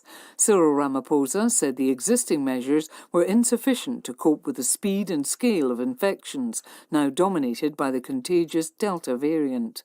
As I address you this evening, the situation has gotten worse. Along with many other countries on our continent, Africa, South Africa is seeing a massive resurgence of infections. The Africa Centre for Disease Control and Prevention reports that a third wave of the disease is underway on the continent. President Ramaphosa said South Africa was facing a grave challenge. For the next 2 weeks, alcohol sales are to be banned and all gatherings, including political and religious ones, are not allowed. There's been an ambush in central Burundi which security sources say has left at least 15 people dead. The attack on Saturday evening was in Muramvya province, where 12 people died in a similar attack in May. Will Ross reports. According to eyewitnesses, gunmen used rocks to block the road near Rutagama in central Burundi. They then sprayed several vehicles with bullets. People have described a horrific scene as a minibus and a car were then set ablaze when passengers were trapped inside. Emergency staff helped get the wounded to nearby hospitals. The Interior Ministry has described it as an act of terrorism. There are no reports of people's belongings being stolen, and so far Burundians are left guessing as to who was behind it and why. A curfew has been declared in the city of Beni in the east of Democratic Republic of Congo following 2 bomb blasts in a day. In the latest incident, a person carrying a bomb died when it detonated outside a bar. Earlier on Sunday, at least 2 people were injured when a makeshift bomb exploded inside a Catholic church in the same city, shortly before a children's confirmation ceremony was due to begin. Mexico's Roman Catholic Church has made a dramatic appeal for an end to decades of violence in the country, following dozens of deaths this month in clashes between criminal gangs. Nearly 35,000 people have been murdered in each of the past 2 years. Leonardo Rocha reports. Enough of violence, said the Catholic Church in an article published in its weekly newspaper, which urges all Mexicans to take action. Violence has persisted in Mexico, it adds, despite promises by different governments to address it. The church was directly affected by 2 incidents of violence earlier in June. A priest was killed in a crossfire in the state of Durango, and in the city of Iguala, churchgoers had to run for cover during Mass because of a confrontation between rival gangs. World News from the BBC. The far-right National Rally Party in France appears to have failed in its attempt to win a regional power base for the first time, ahead of presidential elections next year. Exit polls from second-round runoff votes suggest that its prime target, Provence in the south, was won by the mainstream right party, the Republicans. There have been frantic scenes at airports near Portugal's vacation resorts as German tourists scramble to get home in time to avoid a 2-week coronavirus quarantine on their return. The German authorities have just added Portugal and Russia to their list of restricted countries, and anyone arriving later than Monday night must go into isolation for 14 days. Germany is Portugal's second most important tourism market. Parts of the Pacific Northwest of the United States are experiencing a record heat wave. Shops have sold out of portable air conditioners and fans, and a number of COVID vaccination drives have been cancelled. Peter Bowes has this report. Extreme hot weather in the Pacific Northwest is unusual, but with temperatures well over 40 degrees Celsius in some places, officials say the unprecedented heat is highly dangerous. Oregon, Washington State, parts of California and Idaho are all experiencing punishing conditions. Cooling centres have been opened, including one at a convention centre in the city of Portland, for people to shelter from the heat. The soaring temperatures are due to a dome of high pressure hovering over northwestern United States and Canada.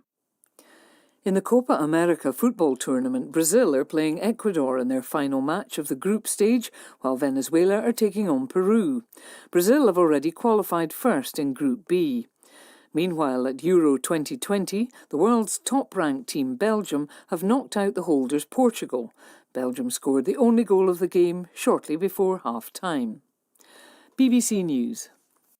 On November 9th last year, in the grip of a deadly pandemic, the world caught a break. A great day for science and humanity is how the developers of a vaccine have described results that show it is effective against the coronavirus. This is the day we first heard about a successful trial of a vaccine against COVID-19. And it didn't just work, it worked spectacularly. The world's leading scientists have expressed their delight following the news that a vaccine against coronavirus has proved 90% effective in early results. There were two headline numbers that day. The one you're more likely to remember is that 90%, the estimated efficacy of the new jab. The other number is 300, because for the first time in history, it took under 300 days to develop a new vaccine. Though we were lucky, research into these types of vaccines had been taking place for decades. The vaccine, developed by pharma giant Pfizer and his partner BioNTech, has been tested on 43,500 people in 6 countries. And the good news kept on coming. We're beginning to like Mondays. For the second week running, we have positive news on a COVID vaccine. Moderna says its coronavirus vaccine is 94.5% effective against COVID-19. Trials of the coronavirus vaccine developed by Oxford University and AstraZeneca have shown it to be highly effective. Boris Johnson has hailed the breakthrough and advances in testing and treatments, saying the scientific cavalry is in sight. I'm Sandra Canthal, and I've been following the progress of COVID-19 vaccines since early 2020. In this program, I'm asking whether what we've learned in the past year and a half could impact the speed of medical research and development in the future.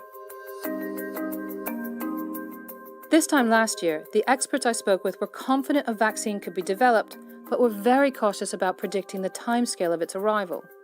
12 to 18 months, they said, if we were very lucky. The fastest any vaccine had been developed in the past was from mumps in the 1960s, and that took around 4 years. And, the scientists always added, most vaccines fail. Fast forward to the spring of 2021, and these same experts now tell me that the one thing about this pandemic that's really surprised them is how successful the new vaccines turned out to be, and how quickly they arrived. New medical treatments can take 10 years or more to develop, but after what we've recently achieved, is this a process which should still be measured in decades? I think it's very unlikely, and it'll be very difficult to beat the 266 days it took us to develop our COVID-19 vaccine. But I do believe we'll get faster. The interesting question really is how much faster. It's likely to vary according to disease area. But if I had to predict, then I think by the end of the decade, we might be able to cut the regular 10 to 15 years in half. Rod McKenzie is the Chief Development Officer at Pfizer, which, with its German partner BioNTech, created the first vaccine given authorization for use against COVID-19. We've learned quite a bit as we've gone through the vaccine program, but there are several things I could point to which were unique. For example, we had essentially unlimited and real-time access to national health authorities. They were on speed dial. That doesn't normally happen. For context, here in the United States, in more normal times, it can take sometimes 2 to 3 months to schedule a meeting because of the workload that the FDA in the US has to handle. The FDA is the US regulator, the Food and Drug Administration. So over the course of a program, these times add up. That was the first thing. The second thing is that we recruited over 44,000 people in just over 2 months. Those 44,000 people were the volunteers who took part in clinical trials for their COVID-19 vaccine.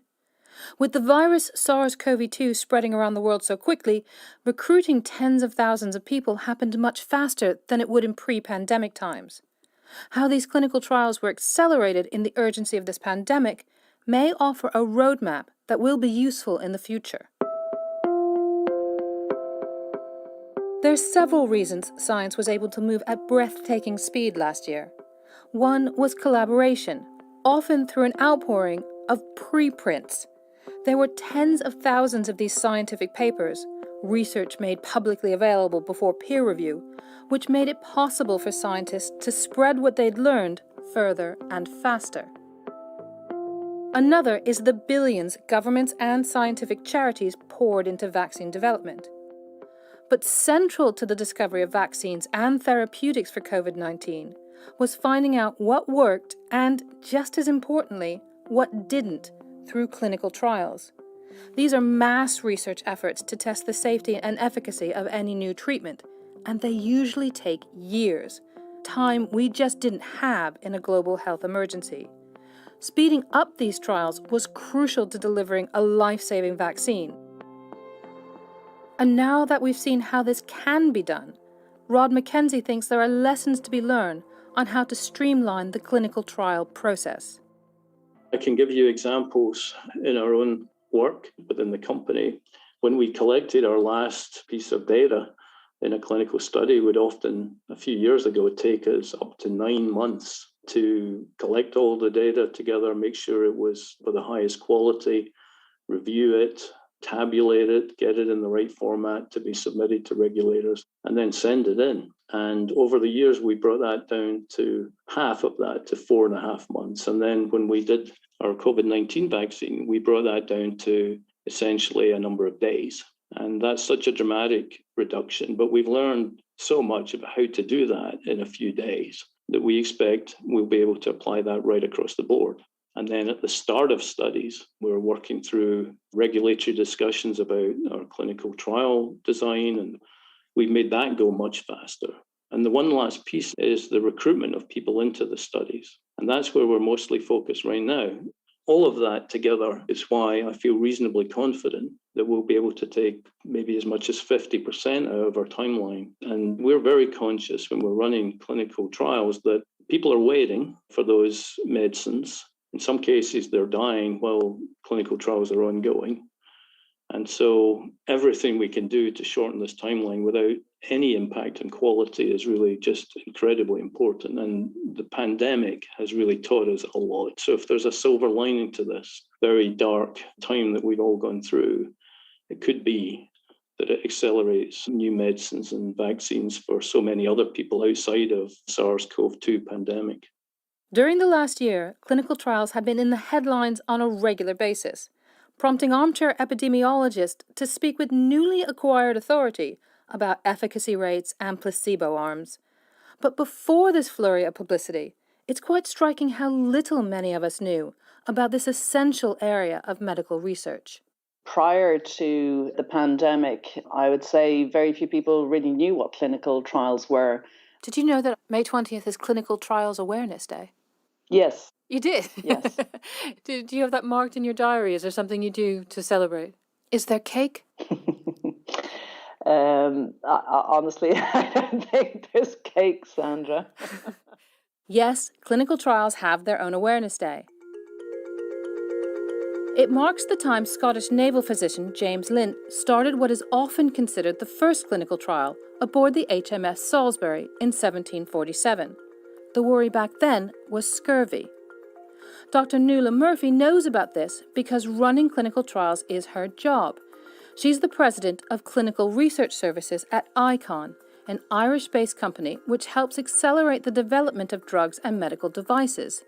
They run about 500 clinical trials per year for companies all over the world, including trials for the Pfizer-BioNTech vaccine. We deployed approximately 1,000 people to work on the Pfizer vaccine last year, and the trial was certainly marked by a couple of key factors that probably will influence the future, whether it's agility in terms of putting together teams globally to monitor remotely, whether it was collaboration with the regulators to ensure that we had expedited approvals. But I think probably what was most important was the ability to shift from traditional monitoring to what we call remote or indeed decentralized monitoring. So we were able to set up trials in such a way that we could access the data from any part of the world. We could monitor the data on a 24/7 basis. We'd people in Japan who were monitoring data in Latin America. We'd people in Spain supporting the Latin America dossier. That really was the key to this. Being able to immediately collect data from around the world meant information could be analyzed and submitted for review more quickly. This made a big difference to how rapidly Pfizer could move through the first 3 phases of the clinical trials, a way of working which could be very useful in the future. Completing clinical trials as fast as possible was clearly a necessity in the race against COVID-19. But not all vaccine trials went as smoothly as Pfizer's. So if lessons are going to be learned from the experiences of 2020, it's worth asking, could or should accelerating this phase of medical research, working on the phases of a clinical trial in parallel rather than in sequence, become the norm in a post-pandemic world? I think that had a quite mixed result.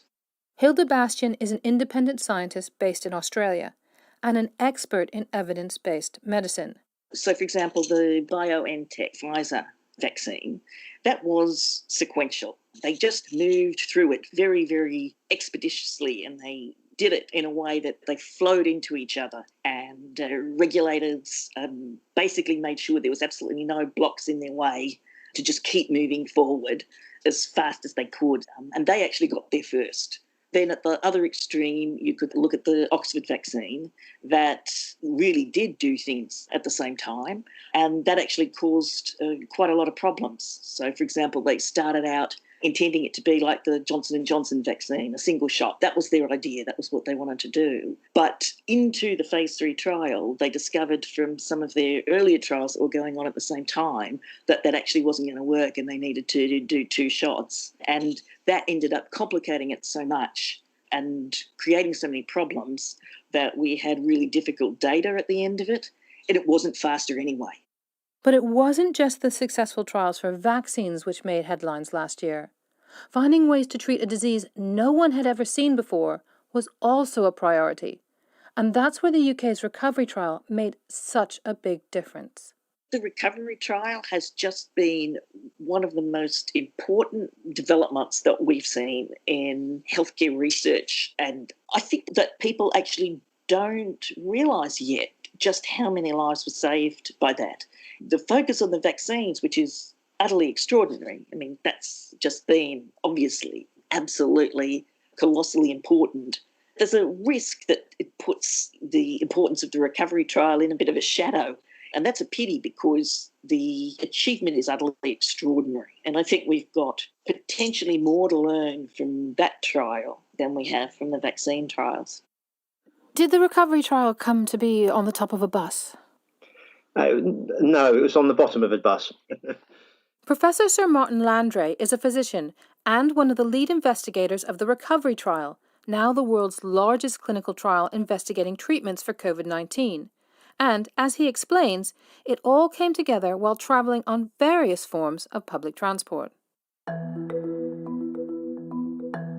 Very late February last year, I was on a train journey, and in more or less a PS on an email I was writing to Jeremy Farrar at the Wellcome Trust, I said, clearly at the moment, people are thinking about social distancing measures, travel restrictions and so on, but it won't be long before people start thinking about treatments and ways to prevent COVID. And if we're not careful, these will just get thrown at patients who will never know which ones work and which ones don't. Is anybody thinking about randomized trials? And at the bottom of that email, I then put, and actually it's in exactly these times where there really is an opportunity to completely reimagine the system of how we generate the evidence. 2 weeks later, Jeremy Farrar and I were on a bus between Marylebone Station and the Wellcome Trust, and we agreed that we had less than 2 weeks to set up a trial in advance of that pandemic tsunami hitting the UK, and 9 days later the first patient was randomised. Randomised controlled trials, where treatments are assigned randomly, like a toss of a coin, are the gold standard for testing the safety and efficacy of different treatments. And everyone who I've spoken to for this programme has cited recovery as the gold standard of clinical trials. In March of 2020, vaccines against COVID-19 were a distant dream, so finding therapeutics which could keep people from dying of this new disease was the urgent goal. That's when Martin Landray, along with Professor Sir Peter Horby, an expert in infectious diseases, harnessed the size and diversity of the NHS to enlist thousands of doctors, nurses and patients in this effort to try and prove which treatments actually had the potential to save lives. Because, at the time, doctors were essentially making their best guess. So we were desperate to find treatments that actually worked. And if we recall back to that time, people were saying, well, a malaria drug, hydroxychloroquine, is a miracle drug. There were lots of, if you like, good theories, some of them well-versed in basic science, some of them, frankly, not well-versed in any science at all. And a lot of good things have come out about the hydroxy. A lot of good things have come out. And you'd be surprised at how many people are taking it, especially the frontline workers, before you catch it. Many, many are taking it. I happen to be taking it. Hydroxychloroquine? I'm taking it, hydroxychloroquine. When? Right now, yeah. A couple of weeks ago, I started taking it. Because I think it's good. I've heard a lot of good stories. What we needed to know was which treatments work and which ones don't. We also needed to make sure that this trial would be practical, recognising the burden that was going to be placed on hospitals and their staff, and recognising just how sick and how scared and how alone the patients were going to be. And what we wanted to do was make it as close as we could to being as easy to randomise patients to particular treatments, steroids or not, hydroxychloroquine or not, as it would have been to just prescribe them willy-nilly, if you like, arbitrarily. And what did you discover? Number one, we discovered that this is entirely doable. Many people had doubted that. And so within 100 days, over 12,000 patients had entered the study, and we found the first results. And the first two results that came out were against all expectations, at least all widespread expectations. We found that hydroxychloroquine, which had been used in hundreds of thousands, if not millions of people around the world, has no meaningful benefit for people who are admitted to hospital with COVID. So that can be abandoned. And we found that dexamethasone, this is a cheap, widely available steroids drug, actually reduced the risk of dying from COVID by 1/3 for the patients who are on ventilators and by about 1/5 for the patients who are on oxygen. And that important information from this trial was so clear, so compelling, that within hours it was standard NHS policy in every hospital in the country, and within days and weeks it was standard policy in every hospital worldwide. And the estimates, and they are only estimates, and you can judge them as you see fit, are that something like 1 million lives have been saved by that one simple intervention. 1 million lives saved as the result of one well-designed clinical trial working at pandemic speed. But why did it take a global health crisis to show the world how this could be done? If I look back at many of the clinical trials I've run in heart disease, those previous trials have often taken 9 months or more to go from writing the first draft of the protocol to seeing the first patient in a clinic. In COVID, that process took 9 days. Now, it wasn't that any checks or permissions or review by regulatory bodies and ethics committees, all of that was done exactly the same as before, but it was done in short time scale. Now, that's hugely beneficial because that 9 months that I had described previously is essentially wasted time. Are doctors from all around the world beating a path to your door to say, please, tell us how to do this too? Electronically they are, yes. And there is increasingly enthusiasm and support for, in a sense, this new way of working. And here's the bit where we talk about money, because, of course, it's another crucial factor in how research advanced so quickly in the last year. In the early days of the pandemic, huge sums of often public money were funneled into COVID-19 research. The biggest of these programs was America's Operation Warp Speed, which spent more than $10 billion in the quest to develop a vaccine, though a lot of that money was used to scale up manufacturing in order to speed up the distribution if one or more of the novel vaccines worked. Research from the London School of Economics estimates that the cost of developing a new drug is around $1.3 billion. And according to Professor Olivier Wouters, author of the study, only 1 in 8 drugs that enter clinical trials ultimately succeed. So, is it likely that the public is going to support investing money in medical research on such a huge scale once the worst of the pandemic is behind us? Hilda Bastian again. I don't think it's sustainable going forward. I mean, as societies, there's a lot of things we want. We want decent justice systems. We want decent education systems. You know, there are a lot of things that we want. We can't just spend masses and masses and masses of money on healthcare research. If you don't even know that a drug is going to get approved, you can't really imagine that we would take that kind of a risk with public money repeatedly, because we would get burnt so often. You know, there would be that scandal of $2 billion went into this drug and it was never even approved. It was just money thrown away. We would see that happening over and over again, and that's just not sustainable.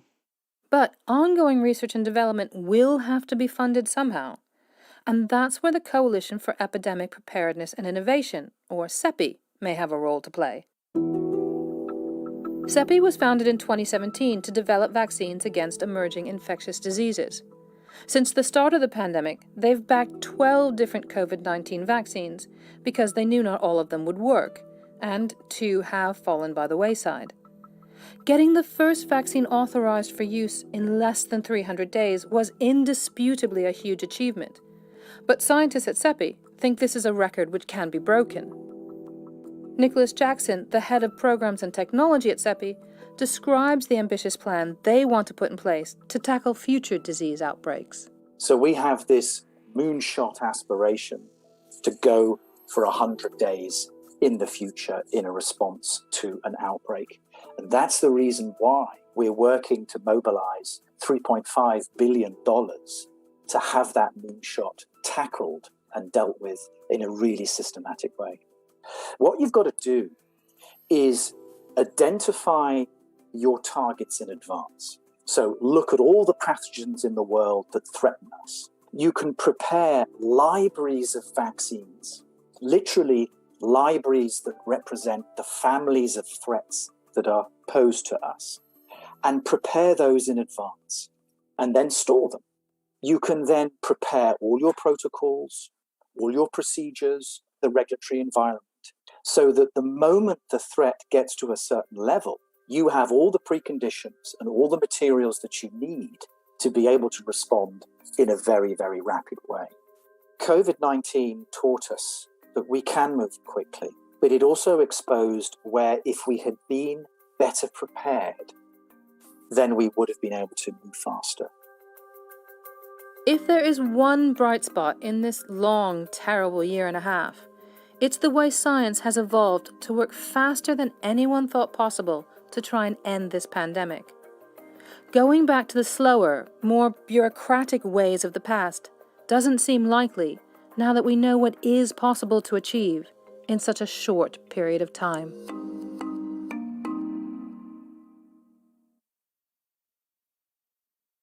This is the BBC World Service, bringing you powerful stories from a decade of conflict.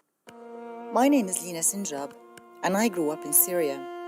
It's been 10 years since the start of the civil war, and I'm listening back to some of the extraordinary stories from the people who were there, including my own. It's bizarre how the war makes you appreciate life more, appreciate every minute, appreciate every person in your life.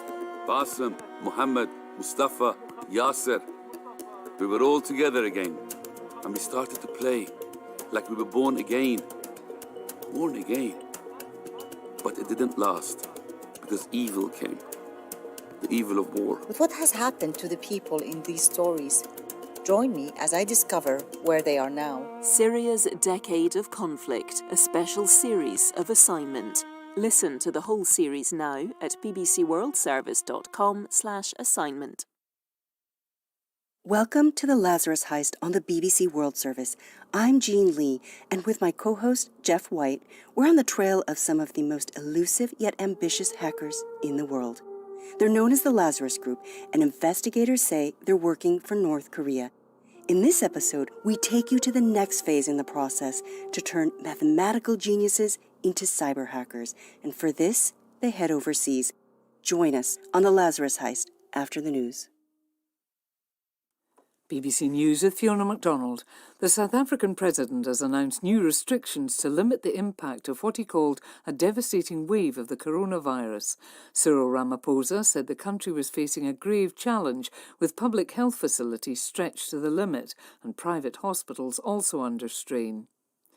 There's been an ambush in central Burundi, which security sources say has left at least 15 people dead. The attack was in Muramvya province, where gunmen blocked a road with large stones under cover of darkness and then shot at vehicles. Mexico's Roman Catholic Church has made a dramatic appeal for an end to decades of violence in the country, following dozens of deaths this month in clashes between criminal gangs. In a newspaper article, it says violence has persisted in Mexico despite promises by different governments to address it. Parts of the Pacific Northwest of the United States are experiencing a record heat wave. Temperatures in Portland, Oregon hit a record 42 Celsius. The US Secretary of State Antony Blinken has said Washington supports Israel's development of closer ties with the Arab world, but he warned that this couldn't be a substitute for engagement with the Palestinians. Mr. Blinken made his remarks during a meeting in Rome with the new Israeli Foreign Minister Yair Lapid. In France, exit polls indicate that Marine Le Pen's far-right National Rally has failed in its attempt to win its first ever regional election. It did worse than expected in its targets of Provence in the south and in the northeast. At the Euro 2020 football tournament, the world's top-ranked team Belgium have knocked out the holders Portugal. Belgium scored the only goal of the game shortly before half-time. And in the Copa America football tournament, Brazil are playing Ecuador in their final match of the group stage, while Venezuela take on Peru. BBC News. BBC World Service. This is the Lazarus Heist, the story of the most daring cyber attack ever attempted. I'm Jeff White. And I'm Jean Lee. There's a hotel in China called the Chilbasan. It's in one of the country's biggest cities, Shenyang, in the northeast. From the outside, it just looks like your classic Asian business establishment, complete with a couple of stone tigers flanking the front door. I've seen the reviews and the photos, and they're not bad. The hotel is centrally located and the rooms are bright and clean. Free Wi-Fi, it's got a minibar. Overall, pretty reasonable option for, say, an American businessman who needs a place for the night. Like this man we're calling Mark. He's operated for years in China, where talking to the foreign press is frowned upon, so he's asked us not to use his real name. During one of his business trips to China, Mark ends up in Shenyang for a few meetings. He's had a long day. A Chinese colleague has booked him into a hotel for the night. The Chilbasan Hotel. It was a beautiful lobby, and all the staff was, dressed well, very attentive to, the people's needs coming in to check in. But as he checks in, he can't help but notice some furtive glances from the staff, and it gets even worse when he steps into the elevator. And we stopped on a kind of an intermediate floor. The door opened. Some of the other hotel visitors kind of looked very surprised. Wow, who's this guy? Kind of, taken a step back, literally, and looked at me completely shocked. And I thought, well, that's kind of strange. They got in the elevator and they kind of separated themselves a little bit off to the side, but it was just dead silence. At this point, Mark starts to get nervous and takes out his phone to do a bit of research on this Chilbasan Hotel. There was some comment that this was involved in some of the hackings at Sony. I know there was some tension between the U.S. and North Korea around that whole incident. That's when I discovered that this was known as the Hacker Hotel. He may be in China, but Mark has ended up in a hotel run by North Koreans. I guess he didn't notice the name written in Korean outside, But Chilbosan is distinctly North Korean. The name means Mountain of Seven Treasures. That is one of North Korea's most famous scenic sites. So it's a nice mystical name, but this hotel hides a dark secret, at least according to intelligence agencies. They say this is where the Lazarus Group, North Korea's elite hacking unit, or at least some of its members, carried out some of their cyber attacks, hence the nickname, the Hackers Hotel. All of which Mark is finding out as he scrolls through his smartphone. He's starting to get concerned, and he makes a call to a colleague who's booked his room. The colleague says not to worry, it's just one night, and it's already late. So Mark decides to stay and goes down for dinner, where things get even weirder.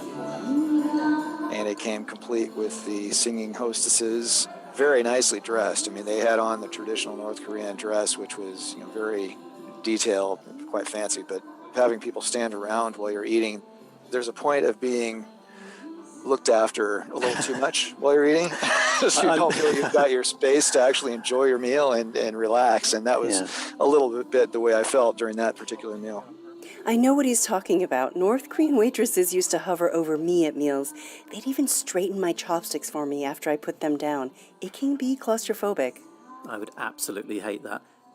After that uncomfortable dinner, Mark decides to head for bed, but not before taking a few precautions, like switching off the Wi-Fi on his phone. But he still gives the hotel a 4-star review, because the rate was very reasonable. It was about $50 US, which is literally half the rate of probably any comparable hotel. Investigators say that Chilbosan wasn't just a cheap hotel for visiting businessmen like Mark, and that North Korean-run outposts like these also serve as training grounds for transforming some of the country's most brilliant mathematical minds into computer hackers. Park Jin-hyuk, the man wanted by the FBI for the Sony hack and the Bangladesh bank heist, is believed to have operated from one of these North Korean operations in China. North Korea strictly controls its citizens' access to the outside world. Most people can't even phone someone in another country. And yet, here they are, sending some of their most talented people into the world. Why?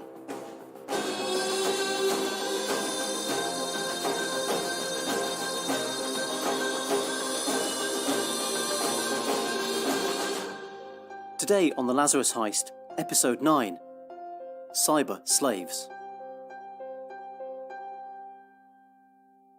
So I'm looking at the FBI's Cyber's Most Wanted list on their website, and it's like a journey into my sort of journalistic past. There's Evgeny Bogachev. He's the guy the FBI say invented the Zeus virus that hacked into banks. That's Alexei Belan, who they say hacked into about 500 million Yahoo accounts. I think a lot of people have a sort of cliched image of what hackers look like, it's young lads in hoodies, in their bedrooms. But looking down this page, that's not the impression you get. There's about 100 guys here, and yes, they are all blokes. And some of them are in military uniform, some of them middle-aged. These are, according to the FBI, certainly the professional hackers. The picture your eye is naturally drawn to is the one right in the middle of the top row, Park Jin-hyuk. He's the only one with a blue background, and he seems to be looking straight at you. He's the man the FBI accuses of being a member of the Lazarus Group, the infamous hacking ring, suspected in a string of devastating cyber attacks. Not that you could tell any of that from his picture, or even if you bumped into him in the street. He just looks perfectly ordinary, run-of-the-mill. And of course, that's deliberate. It turns out Park Jin-hyuk was leading a double life in China. By day, he had a respectable job. As a software developer for a North Korean company called Chosen Expo, working on above-the-board legit IT projects for paying clients around the world. These projects were things like lottery websites and e-commerce programs. The FBI says the profits went back to North Korea. And this was happening in the busy Chinese port city of Dalian. Hyun Sung Lee was born in Pyongyang, but he spent years studying and working in Dalian, where his father was a high-level North Korean business official. This family was very well connected, and Hyun recalls that back in Dalian, there were more than 60 IT programmers. I saw them a few times. I went to their apartment to learn computer, and about 20 people living together in one space. So 4 to 6 people living one room, and then the living room, they made it as like office. So all the computers are on in the living room. all working around the clock to make money. They are making like the cell phone games at the time. They told me that they were selling this product to Japan and South Korea through brokers. They made about $1 million a year, just 20 people. Perhaps this is how Park Jin-hyok's own career began. We know from the CV, the resume, the FBI found that he began working in China as an online games developer. It's a methodology that we've seen employed kind of time and time again. You send hackers abroad to work for ostensibly this kind of front company, and then they use the infrastructure of that front company to conduct the cyber operations themselves. That's Priscilla Moriuchi. She's a cyber expert and a fellow at Harvard who used to work for the U.S. National Intelligence Agency. She spent years tracking North Korea's cyber operations and researching how its hackers operate overseas. They live, amongst each other, relatively secluded lives, but their jobs are to integrate into internet society and culture and to figure out how they can utilize it, whether it be from internet gaming, internet casinos, or, the SWIFT interbanking system, how those can be utilized, how they can be exploited to generate revenue for the state. But hang on, they couldn't have figured all that out from inside North Korea. Because as you heard in our previous episode, only a tiny minority of the country there has internet access. So, North Korea has to dispatch its hackers to a freer society than its own. And while China's internet isn't exactly without restriction, it's still open enough to give them a window onto the world. And they learn quickly.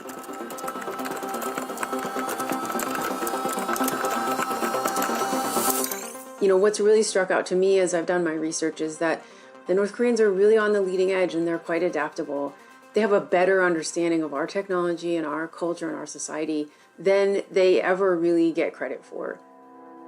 Take the Sony Pictures hack. Remember how the Lazarus hackers tried to trick their targets into downloading malware by promising nude photos of celebrities? That's what really struck me, was the leak of Sony stuff came off the back of other leaks of sort of, salacious pictures of Hollywood stars. And there was a whole sort of tactic, it seemed to me, of almost capitalising on that and saying, look, here's more fresh information and more nude pictures of stars. It seemed like the people who did the Sony attack and leaked the information had their finger on the pulse. Yeah, so the leaks, demonstrated a understanding of American popular culture and the news cycle that we hadn't really attributed to North Korean, especially cyber operators before, about what would make news, right, in the United States. And what would make news were embarrassing personal emails, right, back and forth between executives, at a movie studio and celebrities. And that was quite an adept move on their part.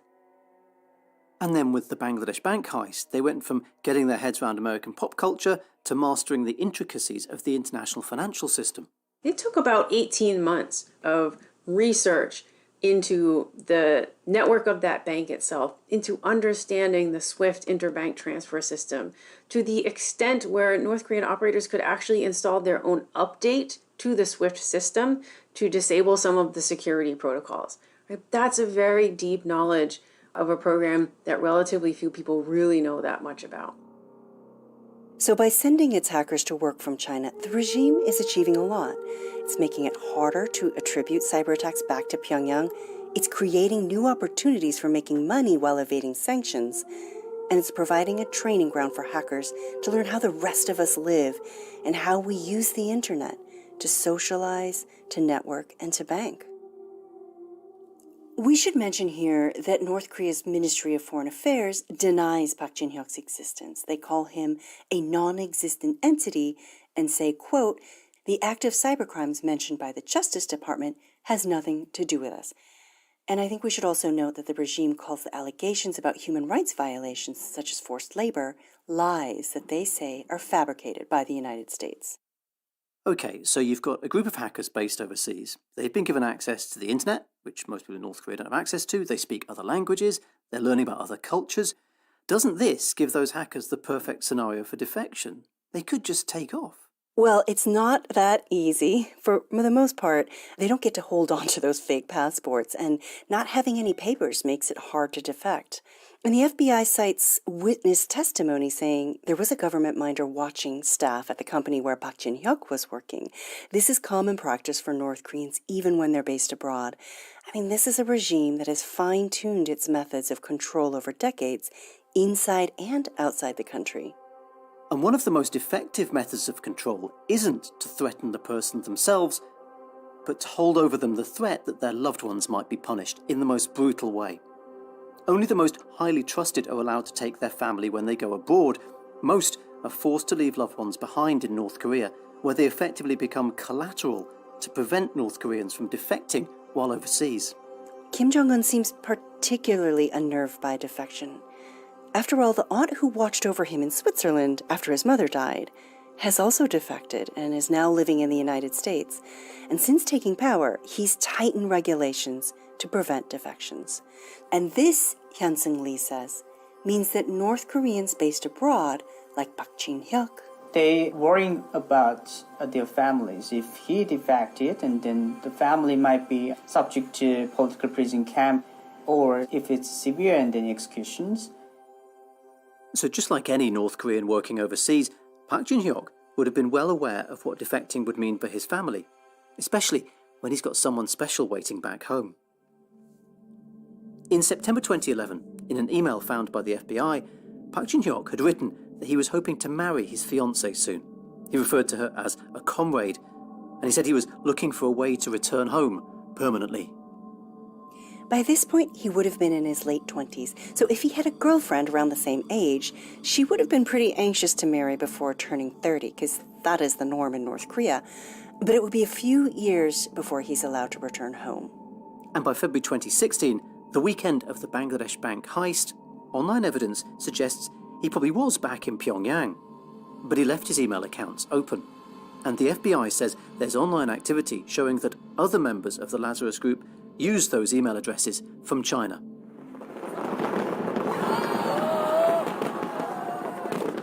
As the Bangladesh bank is trying to unravel the theft of millions of dollars, North Korea is in celebration mode. Every February in North Korea is dedicated to Kim Jong-il, the late father of Kim Jong-un. His February 16th birthday is called Day of the Shining Star, and it's one of North Korea's biggest holidays. And North Koreans work doubly, triply hard in hopes of getting extra rations or a gift box in February as a reward for their loyalty.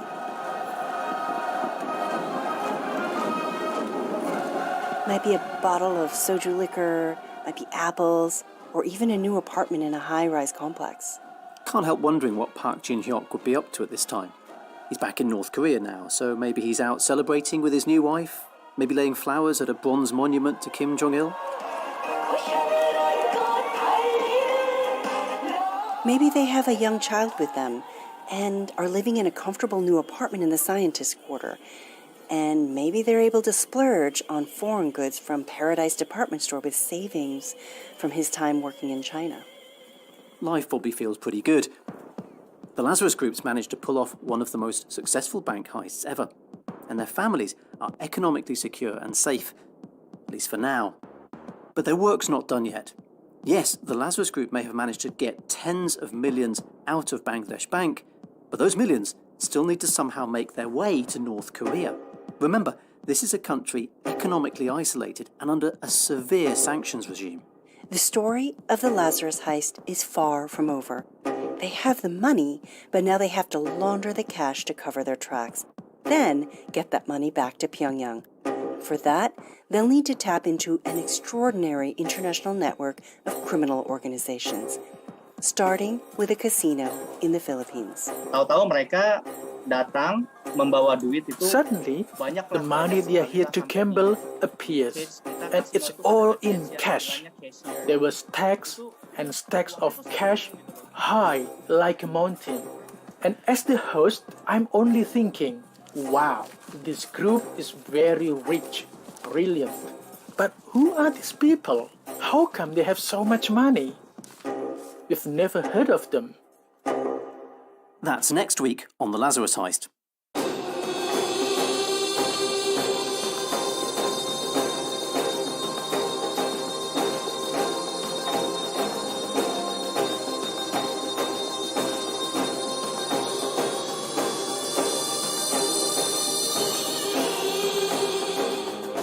The Lazarus Heist is presented by me, Jeff White, and Jean Lee.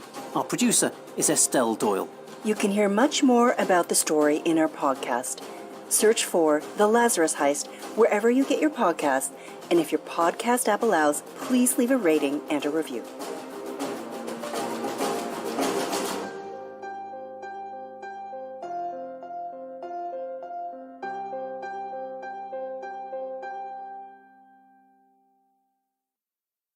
Hello and welcome to More or Less on the BBC World Service with me, Tim Harford, with a programme that scrutinises statistics not just in the present day, but sometimes in history too.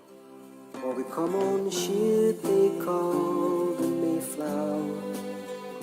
We come on the ship that sailed the moon. It's just over 4 centuries since the ship the Mayflower sailed from Plymouth in the UK to the shores of America, carrying with it a group of travellers who would go down in American history. The names of Miles Standish and Richard Warren may ring some vague bells around the world, but in America these are legendary figures, synonymous with the birth of the United States. The 400th anniversary celebrations are going ahead, a year late, thanks to COVID, and so today on More or Less, we're trying to solve a genealogical mystery which was raised by loyal listener William Middleton. Today, 30 million Americans claim some lineage to people who were on board the Mayflower. Surely I must have misunderstood the claim. Well, William, the 30 million number is indeed one of the claims out there, but there are even higher estimates. The General Society of Mayflower Descendants says there are 35 million descendants in the world today. So, what do we make of these numbers? Can we say anything with any certainty, or is the truth lost in the swirl of the past? Before we go through the maths, let's have a history lesson first. Dr. Misha Ewan is a historian who specialises in English and North American colonial history. So 102 passengers set sail in September 1620,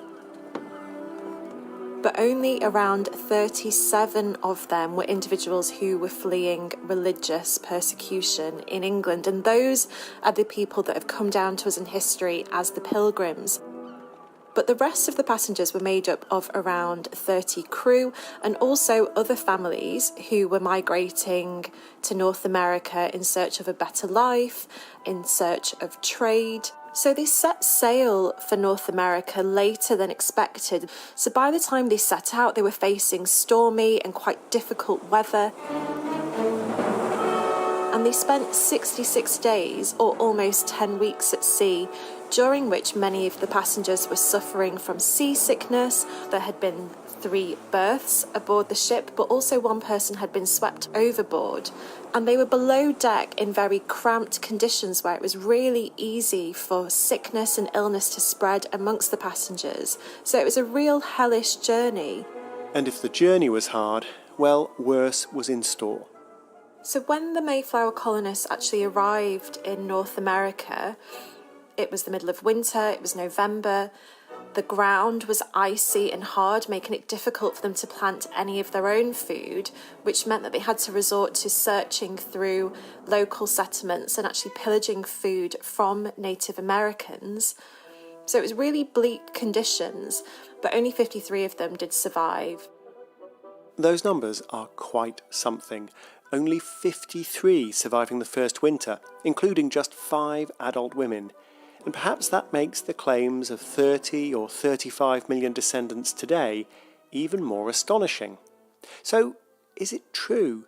Is it even possible? We turn to Rob Eastaway. Rob is a mathematician and author, but he's also got a special reason for being interested in this question. My wife shares a surname with Miles Standish, who was one of the most famous of the Mayflower settlers, and her family has always wondered if they were descendants from the Mayflower, so the Mayflower is kind of in the family.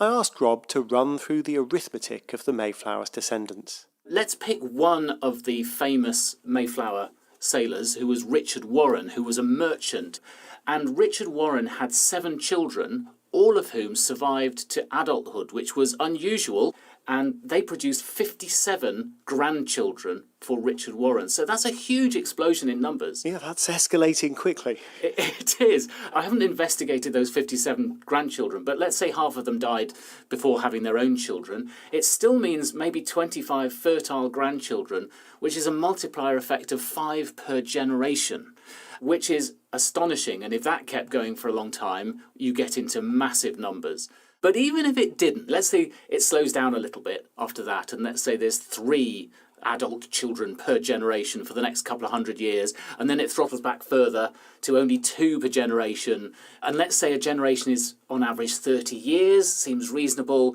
then from the Warren grandchildren 1660-ish beginning to have children, that's 360 years, that's 12 generations. So I've stuck some numbers in and said, okay, 7 generations of 3 children making it through, that's about 2,000.